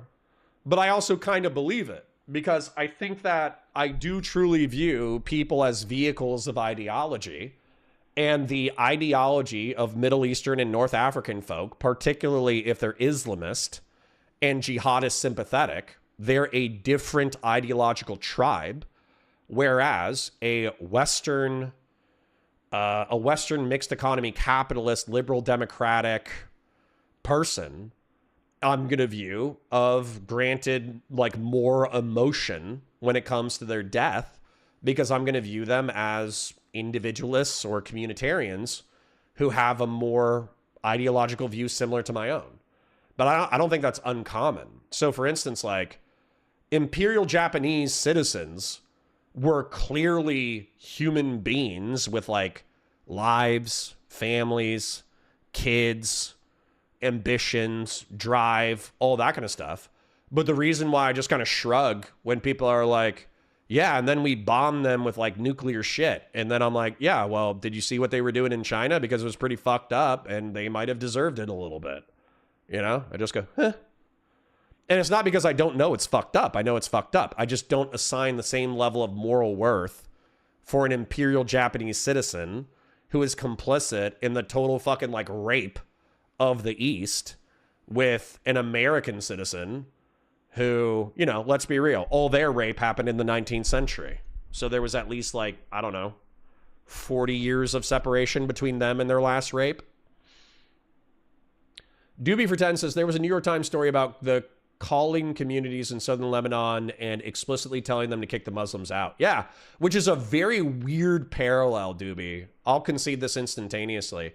That's a very weird parallel to the hiding the Jews in Europe, right? Like, for those of you who kind of like, you know, you've seen Inglourious Bastards or you've seen whatever else. Shit, I gotta go. I'm about to get in trouble. But for those of you who have seen Inglourious Bastards, but also know the story of Anne Frank, clearly there was a horror of hiding Jews from the Gestapo. And arguably, it's a weirdly very fucked up historical parallel for the IDF to say, don't hide Muslims in your homes. We will find them, and we won't execute them, hopefully, but we will expel them north of the Litani River. There's like a horrible historical analog in there. So yeah, like my emotion might be different, but I'm not going to sweep for it either. Doobie for 10 says, it isn't uncommon at all, but I think you're attaching all those labels, Western, liberal, democratic, etc., to nations that align with none of those things. We can argue about it tonight. So, anyways, I personally love you guys. Thank you so much for the financial support. I do appreciate you. I am looking forward to debating tonight. I am looking forward to seeing you guys tomorrow. Even if we have a little bit of lower viewership just because I'm trying out different styles of content, I do appreciate you guys hanging out. I hope you're still having a good time. I mean, clearly the money's flowing, so I'm not going to complain. But I parasocially love you guys. I'm going to go not get in trouble by going to that school event. I'm going to go slap on some deodorant and change clothes and get the fuck out of here. But I parasocially love you guys. I'm looking forward to seeing you tomorrow. You guys have a beautiful day. Bye for now.